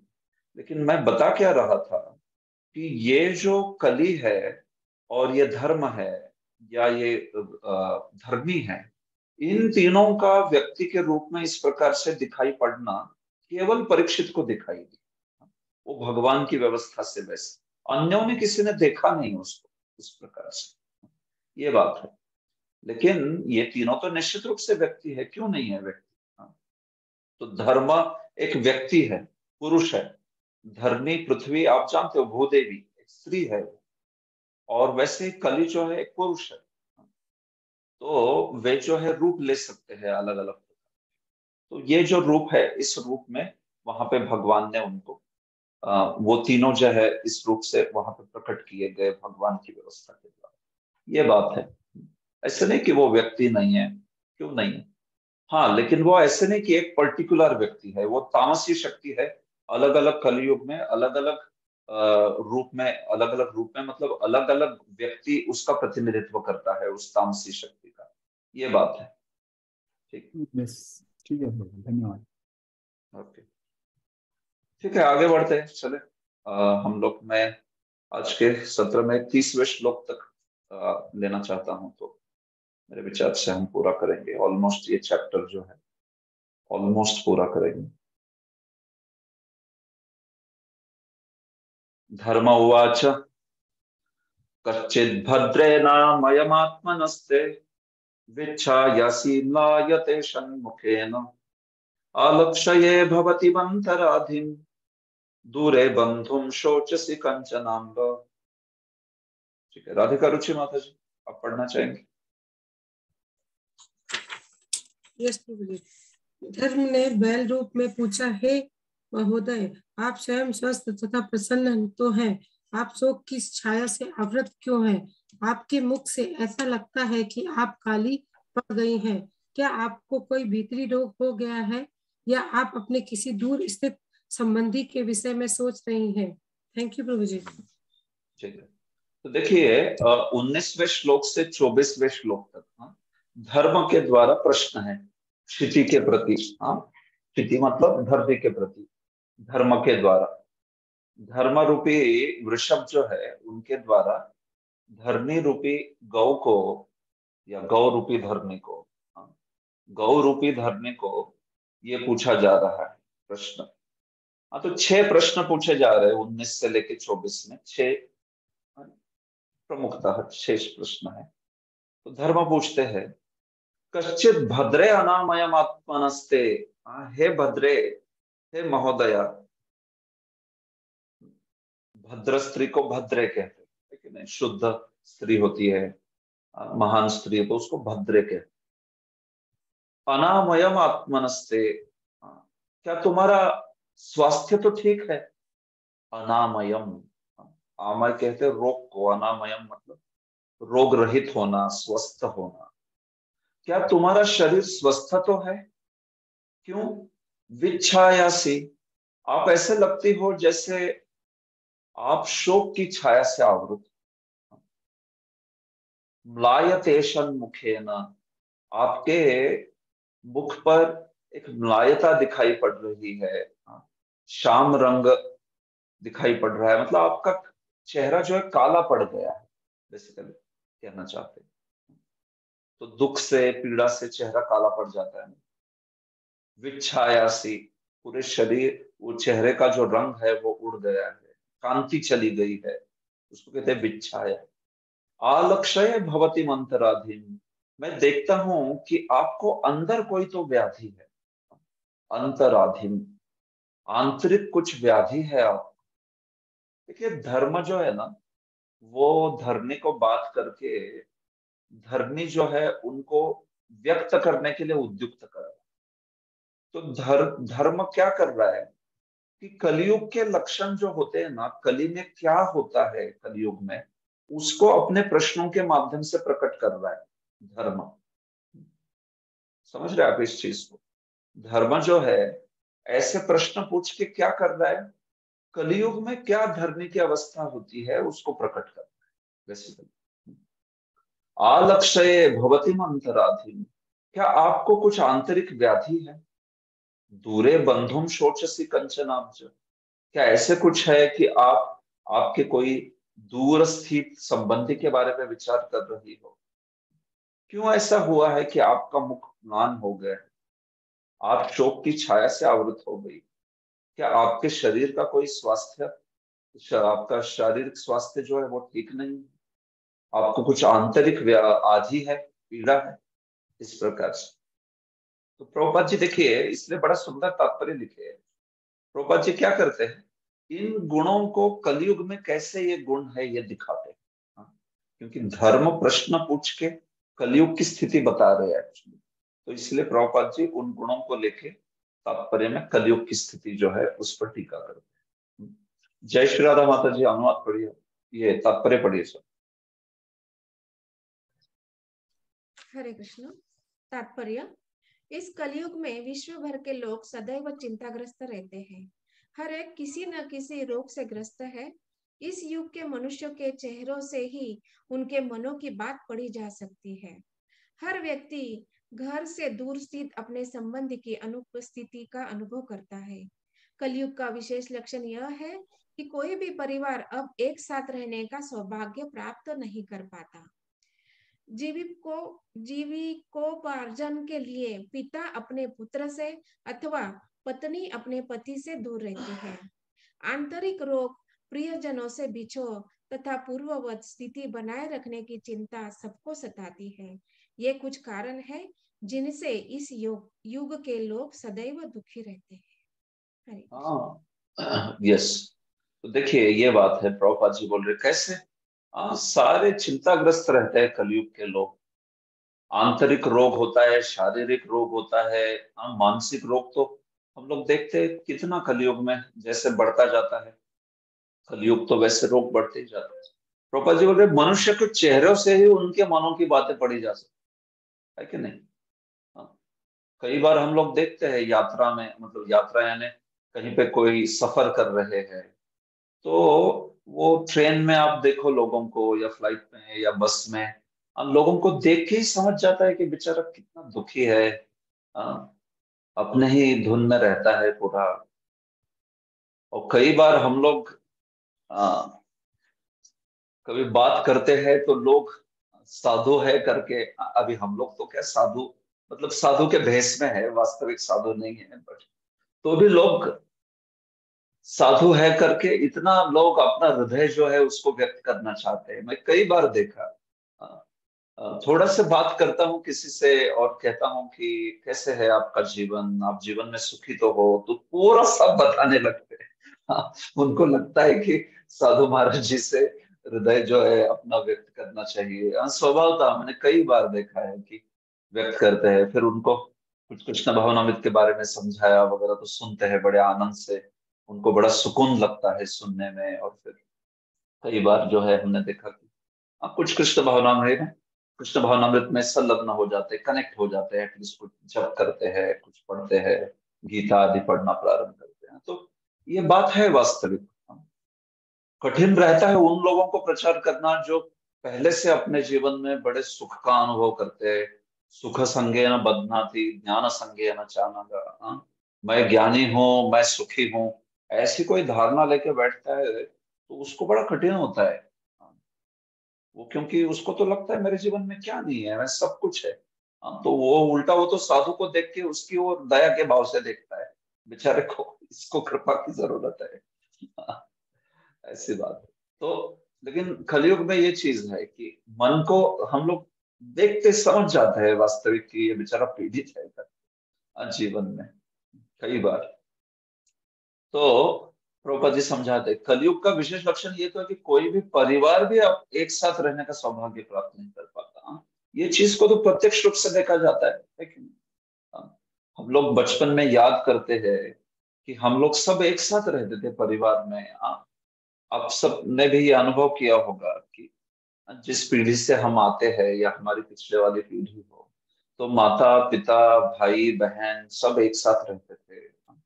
और फिर वो जो परिवार का एक साथ रहना और वो एक साथ भोजन ग्रहण करना, एक साथ बातें करना, ये अपने में एक कुटुंब जो है ना, परिवार का आनंद है उसमें।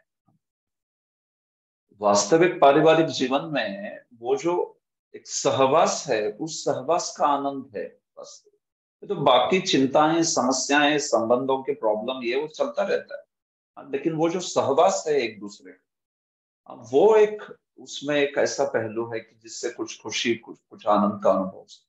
लेकिन आजकल हम देखते हैं कि बेचारे पति कहीं पे नौकरी कर रहा होता है और फिर पत्नी जो है और बच्चे कहीं दूसरी जगह पे होते हैं।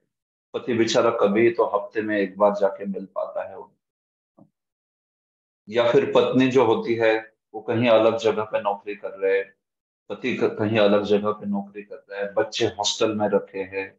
पूरा मतलब परिवार, वो परिवार एक साथ भी नहीं रह पा रहा। ये बात है। चाणक्य पंडित कहते हैं अरे जो परिवार एक साथ नहीं रह पाता, इस प्रकार का परिवार। तो समझ सकते हैं कि परिवार के उदर निर्वाह के लिए आदि ये सब चीजें करनी पड़ती है। बट कहने का तात्पर्य यही है कि वही कलयुग की जटिलता ऐसी हो गई है कि व्यक्ति विवाह कर रहा है ताकि वो अपनी पत्नी के साथ रह पाए, अपने बच्चों के साथ रह पाए, लेकिन विवाह करने के बाद भी उसको परिवार का सुख नहीं मिल पाता। इतना कलयुग जो है मतलब देखिए जटिल हो गया ऐसे। तो ये बात है। हम लोग देखते हैं कि दादा दादी या नाना नानी आदि, इन ये सब तो मतलब कभी कहीं तो मिलते हैं। बहुत ये परिवार का जो एक अधपतन हो गया है ना कलयुग, ये बहुत ही दुखदाई है वास्तविक। तो प्रभुपाद जी इसलिए कह रहे आंतरिक रोग प्रियजनों से विछोह तथा पूर्व स्थिति बनाए रखने की चिंता सबको सताती है। तो इस स्थिति को वर्णन कर रहे यहाँ पर। आगे धर्म कहते हैं पादैर्न्यूनम शोचसि मयकपाद मात्मानं वा वृषलैर्भोक्ष्यमानम् आहो सुरादिन ऋतयज्ञ भागान् प्रजा उतस्विन्मभवत्य वर्षति।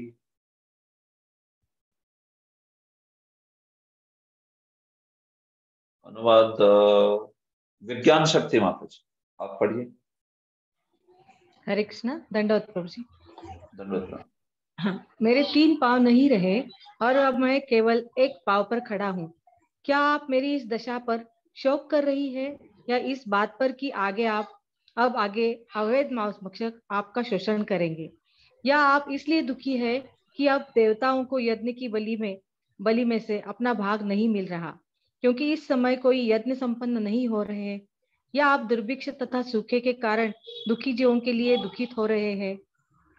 Thank you. यस, धन्यवाद। तो क्या धर्म पूछ रहे थे अपने को कि क्या आप इसका दुख अनुभव कर रही है कि मैं इस प्रकार से एक पांव पर लड़खड़ाता हूं, इधर ऐसा खड़ा हूं लड़खड़ाते हुए, 4 पैर है उनके, लेकिन उसमें से 3 पैरों को प्रहार करके ताड़ित कर दिया है। तो बेचारा वो जो बैल है धर्म रूपी, वो एक पैर पर, उसमें भी शक्ति नहीं है, जा लड़खड़ाता हुआ कैसे तो दिख रहा है। तो क्या इसकी वजह से आपको दुख का अनुभव हो रहा है? फादर न्यूनम शोचसी, मेरी अवस्था देख के आप शोक कर रही हो क्या कि जो 3 पैर जो है इसके, उसको तोड़ दिया गया है और केवल एक पैर पे खड़ा है? या आत्मानम वरा वा वृषलैर भोक्षमानम, या फिर आप स्वयं की अवस्था का ही शोक कर रही हो कि जो वृषल लोग है, मतलब जो अवैध मांस भक्षक है, म्लेच्छ है, जो आपका भोग कर रहे हैं, भोक्षमानम, जो शोषण कर रहे हैं इस धरा का, पृथ्वी का। वृषलैर भोक्ष मानम, वृषल वृषम लूनंती इति वृषलः। वृषल शब्द का क्या अर्थ होता है?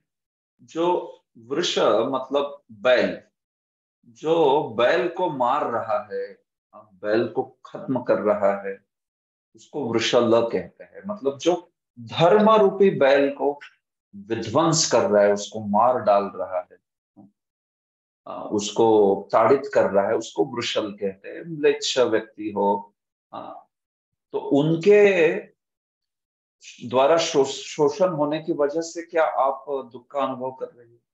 आहो सुरादीन ऋतयज्ञ भागान, या फिर इसका दुख है आपको कि सारे यज्ञ आदि बंद हो गए हैं, देवता जिनको यज्ञ में यज्ञ भाग मिलता था वो सारे यज्ञ बंद कर दिए गए हैं। कलयुग में कोई यज्ञ वज्ञ होते नहीं है कि नहीं? सारे कलयुग में धार्मिक तत्व जो है हम लोग देखते हैं कि बंद हो जाते हैं। मतलब संकीर्तन यज्ञ तो होना चाहिए फिर, तो संकीर्तन यज्ञ भी नहीं होता। अभी ये तो महाप्रभु की कृपा है तो इसलिए यहाँ पे कुछ संकीर्तन यज्ञ हो रहा है, लेकिन कलयुग की जनरल स्थिति तो ऐसे नहीं होती ना। तो इसलिए आहो सुरादीन ऋत यज्ञ भागा, जो देवता है उनके लिए कुछ यज्ञ वज्ञ नहीं हो रहे हैं। प्रजा उत्स्विन मघवत्य अत्यवर्षति, और क्योंकि यज्ञ नहीं हो रहे तो फिर स्वभावतः वर्षा आदि नहीं प्राप्त हो रहा है। अब वर्षा नहीं है तो फिर दुर्भिक्ष हो रहा है, खाने के लिए नहीं है। जो धरनी है वो इतना कम अनाज दे रही है कि जिससे दुर्भिक्ष का अनुभव हो रहा है। क्यों? क्योंकि ये सब इस प्रकार से पापी बने हुए हैं। कोई यज्ञ नहीं कर रहा है, संकीर्तन नहीं कर रहा है, तो क्या आप इसकी वजह से दुख का अनुभव कर रही हो? धर्म बता रहे, स्थिति बता रहे कलयुग की कि ये सब चीजें कलयुग में इस प्रकार से होती है। देखिए, क्योंकि धर्म के 4 भागों में से 3 भाग का लोप हो जाएगा, अतएव प्रतीक स्वरूप बैल केवल एक पैर पर खड़ा। जब समस्त संसार की 3/4 जनता धर्महीन हो जाती है तो पशुओं के लिए नरक जैसी स्थिति उत्पन्न हो जाती है। प्रभुपाद जी बता रहे हैं कि ये धर्म के 4 भागों में से 3 भाग का लोप होना मतलब ऐसे है जैसे समस्त संसार की 3/4 जनता धर्महीन। धर्म के 4 पैर है, सत्यम, दया, शौचम एवं सत्यम, दया, शौचम और तपस। तो इन चारों में से केवल सत्य जो है कलयुग में थोड़ी सी मात्रा में बचता है। इसका आगे उहापोह होगा अगले अध्याय में, ये सब चीजें विस्तार से बताई गई, उसमें हम चर्चा करेंगे। लेकिन वही है मुद्दा, प्रभुपाद जी बता रहे हैं कि एकदम पशुओं के लिए नरक जैसी स्थिति उत्पन्न हो जाती है ऐसे वृषल लोगों की वजह से, जो गाय का और बैल आदि गोवंश की जो है हत्या कर रहे हैं, उनको अपना भोजन बना रहे हैं, ऐसी ये स्थिति है। सामान्यतया मांस ग्रहण करने वालों को म्लेच्छ कहा जाता है। वो जो वृषल शब्द है ना, उसकी परिभाषा होगी। किंतु सभी मांस भक्षक म्लेच्छ नहीं होते। जो मनुष्य शास्त्रीय आदेशानुसार मांस ग्रहण करते हैं वे म्लेच्छ नहीं है, किंतु जो निर्विघ्नता से मांस भक्षण करते हैं वे म्लेच्छ है। और उसमें भी गोमांस तो पूरी तरह से वर्जित ही है। शास्त्रों में गोमांस वर्जित है और वेदों के अनुयायी बैलों तथा गायों को विशेष संरक्षण प्रदान करते हैं। लेकिन कलयुग में तो हम लोग देखते हैं कि गाय तथा बैल का ही सबसे ज्यादा शोषण होता है। जो भी कसाई खाने आदि वगैरह है उसमें सबसे ज्यादा जो मारने वाले प्राणी है वो गाय तथा बैल इनको। तो इसीलिए यहाँ पर क्या इस अवस्था की वजह से आपको दुख है, ऐसे वो धर्म जो है वो पूछ रहे हैं। फिर प्रभुपाद जी ने पूरी ये जो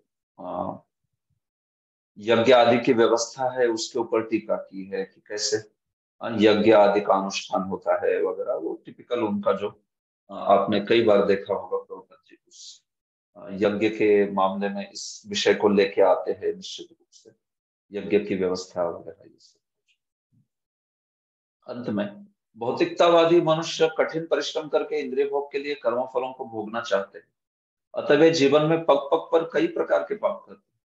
किंतु जो मनुष्य सचेतन रहकर भगवान की भक्ति में सेवा में संलग्न रहते हैं वे सभी प्रकार के पाप तथा पुण्यों से परे रहते हैं। उनके कार्यकलाप प्रकृति के तीनों गुणों के कल्मश से मुक्त होते हैं। ये बात है। ओके, और आगे स्थिति कलयुग की। अरक्षमाना स्त्रिय उर्वी बालान शोचस्यथो पुरुषादयरिवातान वाचम देवीं ब्रह्मकुले कुकर्मणि अब्रह्मण्ये राजकुले कुलाग्रान।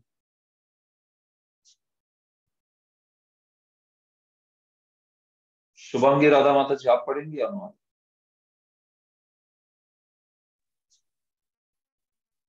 हरे कृष्णा। शुभांगी राधा माता जी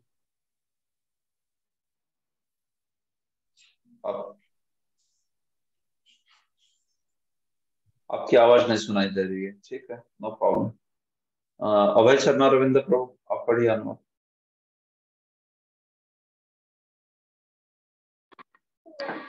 हाँ प्रभु जी, हरे कृष्णा। दंडवत प्रणाम। दंडवत प्रणाम।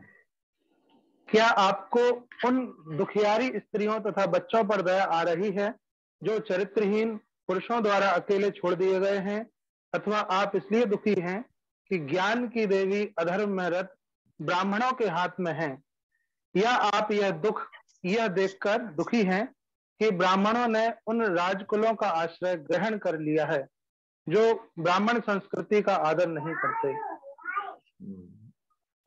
तो आगे धर्म कह रहे, हे देवी, हे भूमि, अरक्षमाना स्त्रिय उर्वी बालान। उर्वी कहते हैं प्रभु आप हरे कृष्णा। अभय चरणारविंद प्रभु आप स्वयं को म्यूट कर रखिए। अरक्षमाना स्त्रिय उर्वी बालान। तो देखिए उर्वी जो है वो संबोधन है पृथ्वी के लिए। तो जो उर्वी है उनको बोला, वो बोल रहे हैं उर्वी मतलब जो कि बहुत उर्वी, जैसे उरु होता है उसका स्त्रीवाचक उर्वी, मतलब जो कि बहुत सारी चीजों को लेके है अपने पास। वसुंधरा जैसा अर्थ है आपकी, जिसने बहुत सारे संपदा को धारण किया है वो होती है उर्वी। तो कोई उर्वी है तो वो कृष्ण नहीं दिखनी चाहिए। उर्वी जिन्होंने बहुत सारी संपदा को धारण किया है और वो कृष्ण दिखाई पड़ेगी, ऐसा नहीं होता ना। तो वैसे यहाँ पे हो रहा था कि हालांकि वो ये उर्वी है, भूमि है, लेकिन ये इतनी कृष्ण और विच्छाया दिखाई पड़ रही थी। ये बात अरक्षमाना स्त्रिय उर्वी बालान। क्या आप इस बात के को लेके दुखी हो कि स्त्रियां जो है कलयुग में वो उनकी रक्षा नहीं होगी? छोटे बच्चे, बाल या फिर स्त्रियां है उनकी रक्षा नहीं होगी। शोचस्यथो पुरुषादय वार्तान। जो कोई बहुत ही नीच पुरुष होंगे उनके द्वारा स्त्रियां है या बच्चे हैं उनको उनके ऊपर अत्याचार किए जाएंगे, उनको पीड़ा दी जाएगी, उनको व्यथित किया जाएगा। क्या आप उसकी वजह से दुख का अनुभव कर रहे हैं? पुरुषादय, पुरुषादय मतलब जो पुरुषों को खा जाते हैं, मतलब राक्षस है, वास्तविक राक्षसों के द्वारा ऐसे अत्याचार किया जाएगा इन समाज के दुर्बल घटकों पर। ये बात है, क्या आप उसकी वजह से दुख का अनुभव करती हो? या फिर वाचम देवीम ब्रह्म कुले कुकर्मणि, आपको इस बात का दुख है कि ब्रह्म कुल जो है, ब्राह्मण कुल है, जो कि धर्म का प्रतीक होना चाहिए था, वो ब्राह्मण कुल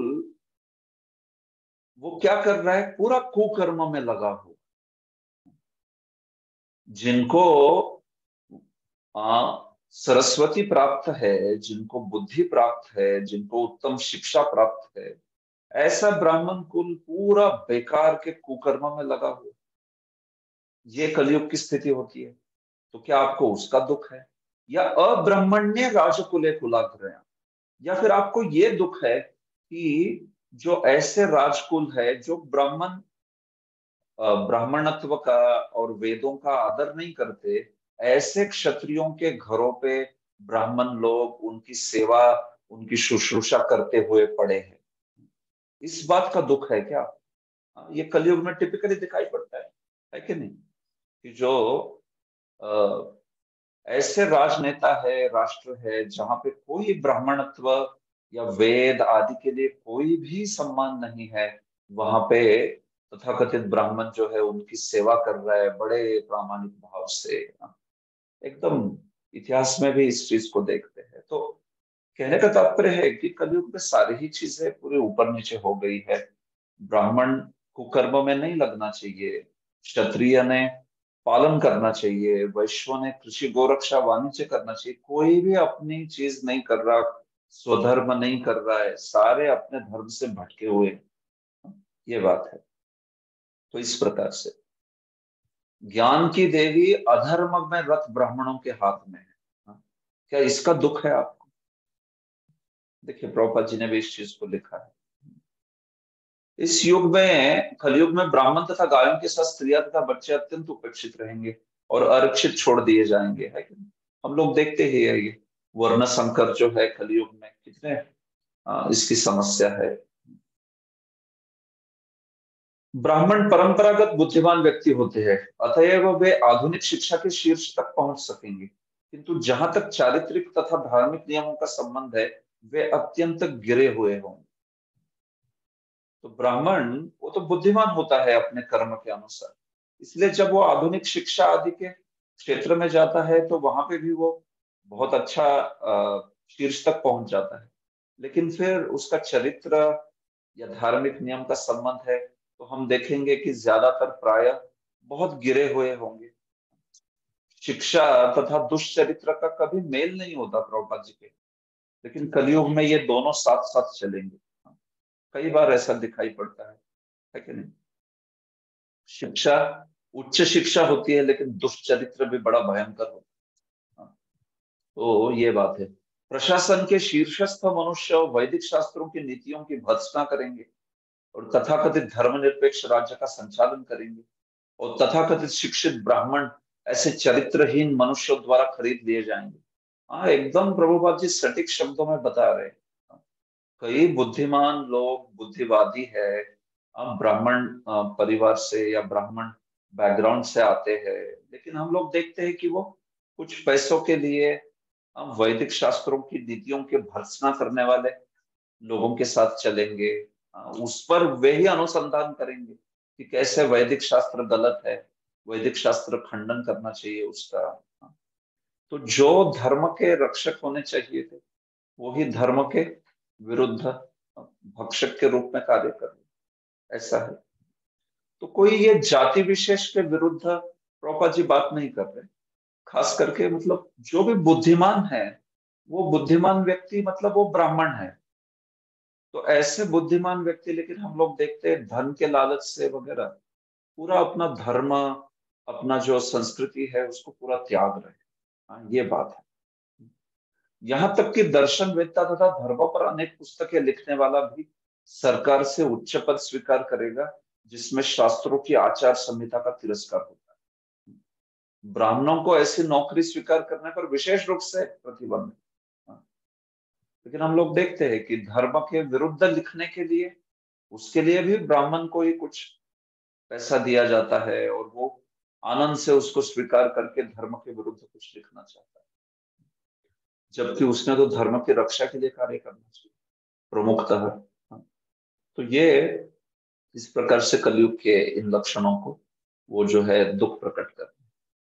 किम क्षत्र बंधुन कलिनोपसृष्टान राष्ट्रानि वातैरवरोपितानि इतस्ततो वाशनपान वासक स्नान व्यवायोन्मुख जीवलोकम। ठीक है, कृष्णराम प्रभु अनुवाद पढ़िए।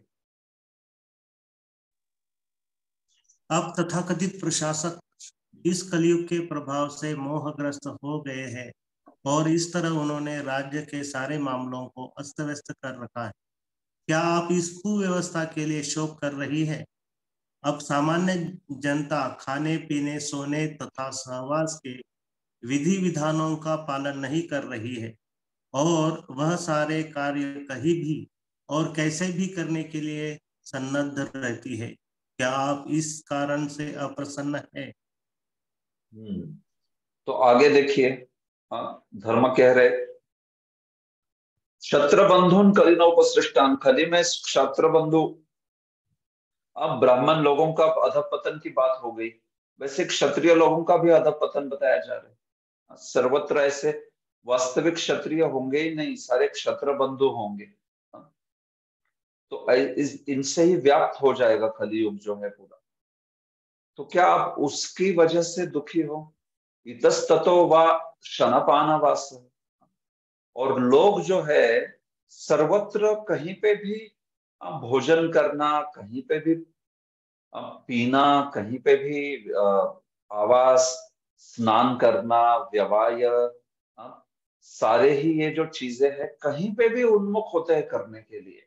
देखिए कैसी कैरेक्टरिस्टिक बताई जा रही है कलियुग की। इतस्ततः, इतस्ततः, यहाँ वहां इधर उधर। खाना जो होता है, आहार, निद्रा, भय, मैथुन, इसका अपना स्थान है, तो उस स्थान पे उसको करना चाहिए। कहीं पे भी खाना, कहीं पे भी पीना, कहीं पे भी आवास करना, कहीं पे भी स्नान करना, ऐसे उन्मुख इन सारी चीजों को, ये आहार निद्रा आदि कहीं पे भी उन करने के लिए उन्मुख जीवों को देख के क्या आपको दुख हो रहा है? तो टिपिकल कलयुग का लक्षण है ये, कि जहां पे लोगों को देश काल पात्र ये चीज समझती ही नहीं है, कहीं पे भी कुछ भी कर रहे हैं। वो इतने बेशर्म हो गए लोग कि वो जो है हम लोग देखते हैं कि इन विधि विधानों का पालन ही नहीं करते कुछ भी। और इसको वो लोग सोचते cool, it's like being cool ऐसे बोल देंगे, या फिर बोल्ड और व्हाटएवर। फालतू चीजें जो है ये सारी, इसको वो नाम ऐसे देते हैं कि जैसे लगेगा कि अरे मैं कूल नहीं हूं, मैंने भी कूल बनना चाहिए ऐसे। तो ये सब एक्चुअली कलयुग का ये चीज है। खाना होता है तो बैठ के खाना चाहिए, खड़े रह के चलते हुए खाना, ये तो ये जानवरों का काम है इस प्रकार से। तो आप शांति से बैठ के खाइए, जहां पे भी खाना है, आप पीना है, सोना है, इसका हर एक का स्थान है अपना, ये बात है। तो उस स्थान के अनुसार उसको ग्रहण करना चाहिए, ये बात है। लेकिन कलयुग में सर्वत्र इतस्ततः करने का ये जो स्वभाव है वो दिखाई पड़ता है, और उसके कारण आने वाली पीढ़ी भी वही ग्रहण करती है। आने वाली पीढ़ी को लगता है वही नॉर्मल है, क्योंकि उसका पिता वही कर रहा है, उसका दादा भी वही कर रहा है, तो ये आने वाला अपने बच्चे को क्या सिखाएगा? वही चीज सिखाएगा। तो जीवन में अच्छे से संस्कृति जो है अगली पीढ़ी को देने का कार्य जो है बहुत जरूरी है कि माता पिता द्वारा और जो वरिष्ठ है उनके द्वारा उसको होना चाहिए, ये बहुत जरूरी है। प्रभुपाद जी कहते हैं शारीरिक आवश्यकताएं मनुष्य तथा पशु दोनों के लिए, लेकिन मनुष्य को इन इच्छाओं की पूर्ति पशुओं की तरह नहीं, मानव की तरह करनी है। बड़े कड़े शब्दों में लिख रहे हैं। इस युग में पिता तथा अभिभावक अपने अपने रक्षितों के आचरण से प्रसिद्ध हैं। उन्हें जानना चाहिए कि कितने ही निर्दोष बालक इस कली के दुष्प्रभाव में आकर बुरी संगति के शिकार होते हैं। हमें श्रीमद् भागवत से पता चलता है कि अबोध ब्राह्मण पुत्र अजामिल एक बार सड़क पर चल रहा, तो उसने एक शूद्र दंपति को काम पीड़ित होकर एक दूसरे को आलिंगन करते देखा। इससे बालक आकृष्ट हो गया और अंत में वह समस्त व्यसनों का शिकार बन गया। वह शुद्ध ब्राह्मण के पद से गिरकर एक अधम दुष्ट बन गया और यह सब कुसंगति के कारण हुआ।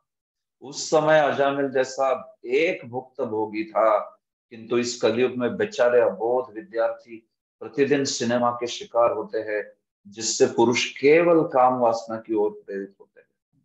देखिए प्रभुपाद जी बहुत भावना से इस चीज को लिख रहे हैं कि कैसे एक अजामिल जो था वो वहां पे वो दृश्य देख के शूद्र दंपति का आलिंगन करने वाला, उससे उसका पतन हो गया। और आज तो सड़क पर हर पग पग पर ऐसे अजामिल मतलब ऐसे जो शूद्र शूद्रानी हैं दिखाई पड़ रहे हैं।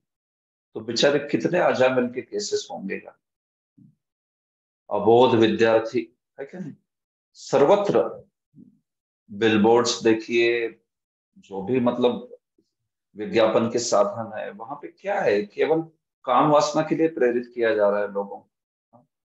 इतस्ततः व्यवाय स्नान, ये सब कुछ जो है, तो ये कलयुग की स्थिति है। तो इसके बावजूद मतलब एक शुद्ध जीवन जी पाना अपने में बहुत बड़ी चुनौती है, ये बात है। तो इसलिए प्रभुपाद जी कह रहे हैं कि ये प्रशासकों ने इसको देखना चाहिए।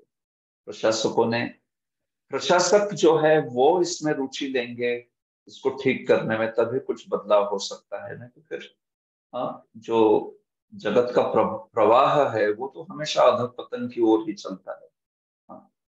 तो इसलिए हमें भी हमारे आने वाली पीढ़ी को इन सारे दुष्प्रभावों से बचाना पड़ेगा। तो उसके लिए कृष्ण भावनामृत का बहुत रोचक रूप से और बहुत एक स्ट्रॉन्ग जो उसका कल्चर है वो देना पड़ेगा, नहीं तो फिर इस पूरे दुष्प्रभाव से बच पाना बहुत कठिन है।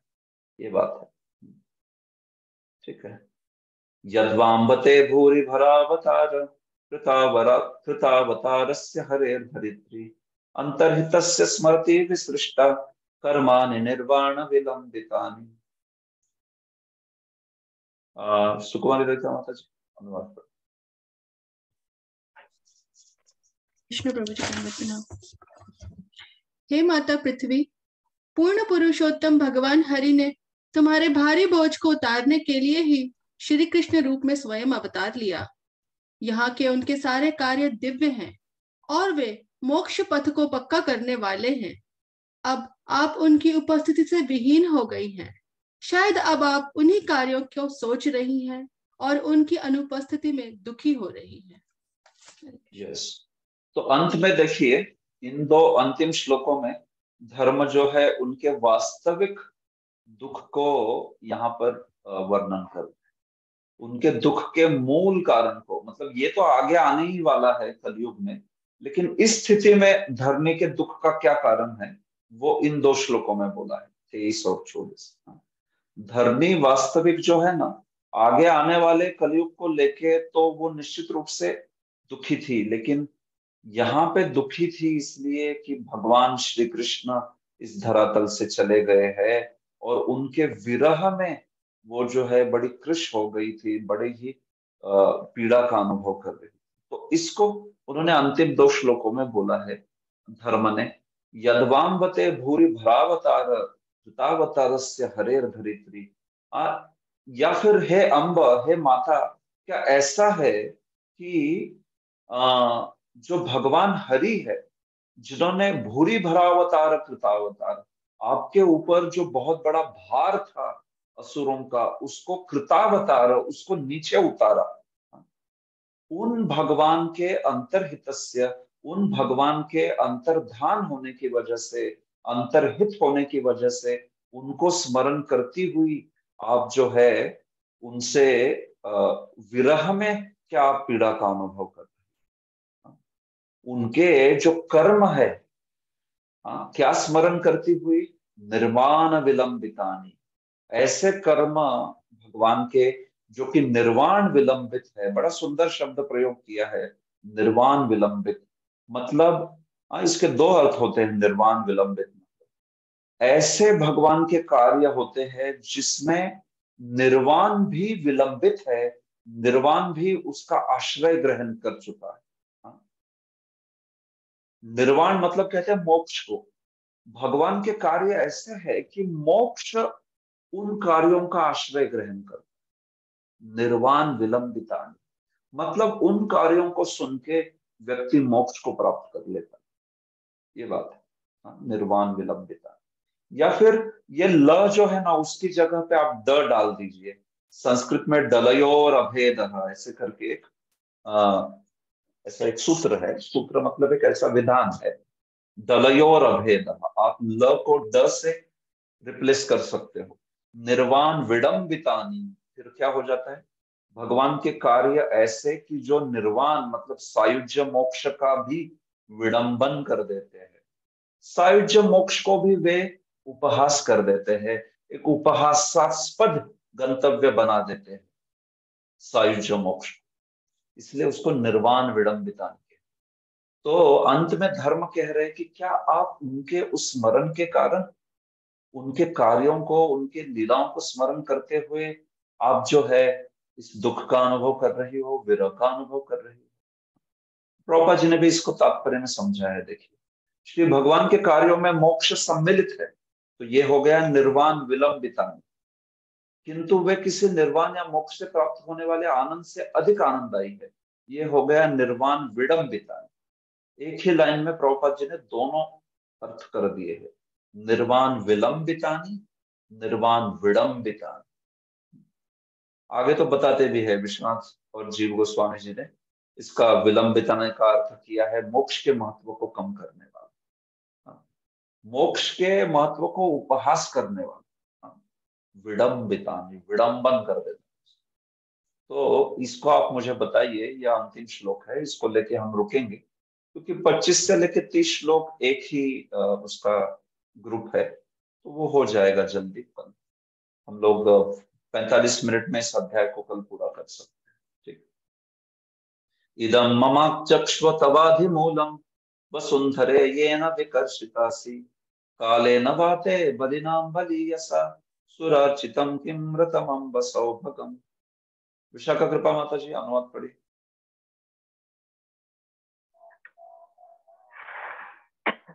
हे माता, आप सारे धन की खान हैं, कृपया मुझे अपने उन कष्टों का मूल कारण बताइए जिससे आप इस दुर्बल अवस्था को प्राप्त हुई है। मैं सोचता हूँ कि अत्यंत बलवानों को भी जीतने वाले प्रबल काल ने देवताओं द्वारा वंदनीय आपके सारे सौभाग्य को छीन लिया है। थैंक यू प्रभु। धन्यवाद। तो इदं मम चक्ष्व तवाधिमूलम, तो इसलिए हे वसुंधरे, हे भूमि, आप आपके दुख के मूल को, अधिमूल को मुझे बताइए, जिसकी वजह से आप विकर्षिता बन गई हो, आप जो है इतनी दुर्बल हो गई हो, कृश हो गई हो। क्या ये काल के प्रभाव से जो आपका परम सौभाग्य था श्री कृष्ण के चरणों को आपके धरातल पर हमेशा प्राप्त करने का, वो काल के प्रभाव से जो है वो चला गया है? क्योंकि काल जो है सबसे बलवानों में बलवान है। तो जो देवताओं के द्वारा भी पूजित आपका सौभाग्य था कि श्री कृष्ण आपके धरातल पर हमेशा अपने चरणों को रखते हुए चल रहे थे, वो ऋतम, वो गया है, छीन लिया गया है। क्या इसकी वजह से आप दुख का अनुभव कर रहे हैं वसुंधरे? ऐसे बोल रहे। तो देखिए 23 और 24 श्लोकों में उन्होंने वास्तविक उनके दुख के कारण जो है उसको यहाँ पे इंगित किया है, ये बात है। ठीक है, तो आगे अभी धरा जो है उसमें उत्तर देंगी और फिर धरा अपने दुख का कारण बताएंगे, तो उसमें ये सब चीजें भी बताएंगी कि क्यों। जैसे माता जी ने प्रश्न पूछा था वो विवत्सा, कि मेरा पुत्र खो गया है, तो वो एक्चुअली धर्म ही है पुत्र, आगे आएगा वो। जो बछड़ा खो दिया ना, तो वो बछड़ा धर्म है वास्तव। तो धर्म जो है मेरा बछड़ा, उसको पीड़ित किया गया है, उसको मार दिया गया है, इससे धर्म दुख का अनुभव कर रही है। तो ये सारी चीजें वो आगे कहेंगे, ये बात है। श्री भगवान इस धरा पर अवतरित होते हैं तब संपूर्ण पृथ्वी सभी प्रकार के ऐश्वर्यों से इतनी समृद्ध हो जाती है कि स्वर्ग के निवासी भी प्रेम पूर्वक इसकी पूजा करते हैं। सुरार्चितम। लेकिन भगवान की इच्छा से संपूर्ण पृथ्वी तुरंत बदल सकती, वे अपने मृदुल इच्छा अनुसार उसे बना बिगाड़ सकते। इसलिए किसी को यह नहीं सोचना चाहिए कि वह आत्मनिर्भर है या भगवान से स्वतंत्र। ठीक है, हाँ। तो हमें कभी भी नहीं सोचना चाहिए कि हम निर्भर है, हमारी कुशलताएं हमारी अपनी है। नहीं, श्री कृष्ण ने दी है कुशलताएं, चाहिए कभी भी निकाल लेंगे। जैसे अर्जुन को उन्होंने ईशरिक्तम बना दिया था, ईशरिक्तम, रिक्त हो गया, खाली हो गया भगवान की कृपा से। तो वैसे हमारे जीवन में भी हो सकता है। इसलिए जो भी भगवान ने कुशलता दी है उसको याद रखते हुए हम भगवान की सेवा में लगाना चाहिए। तो इसके बाद धरनी माता जो है वो उत्तर देंगी। ये जो इस अध्याय का लास्ट सेक्शन है, इसको हम लोग कल खत्म करके नए अध्याय की ओर प्रारंभ करेंगे। ठीक है, तो यहाँ पे मैं रुकता हूँ। किसी का कोई प्रश्न है तो कल के सत्र की शुरुआत में पूछिए। ऑलरेडी 10 बज गया है। ओके, ग्रंथराज श्रीमद् भागवतम की जय, श्रील प्रभुपाद की जय, निताय गौर प्रेमानंदे। हरे कृष्ण। प्रणाम प्रभु।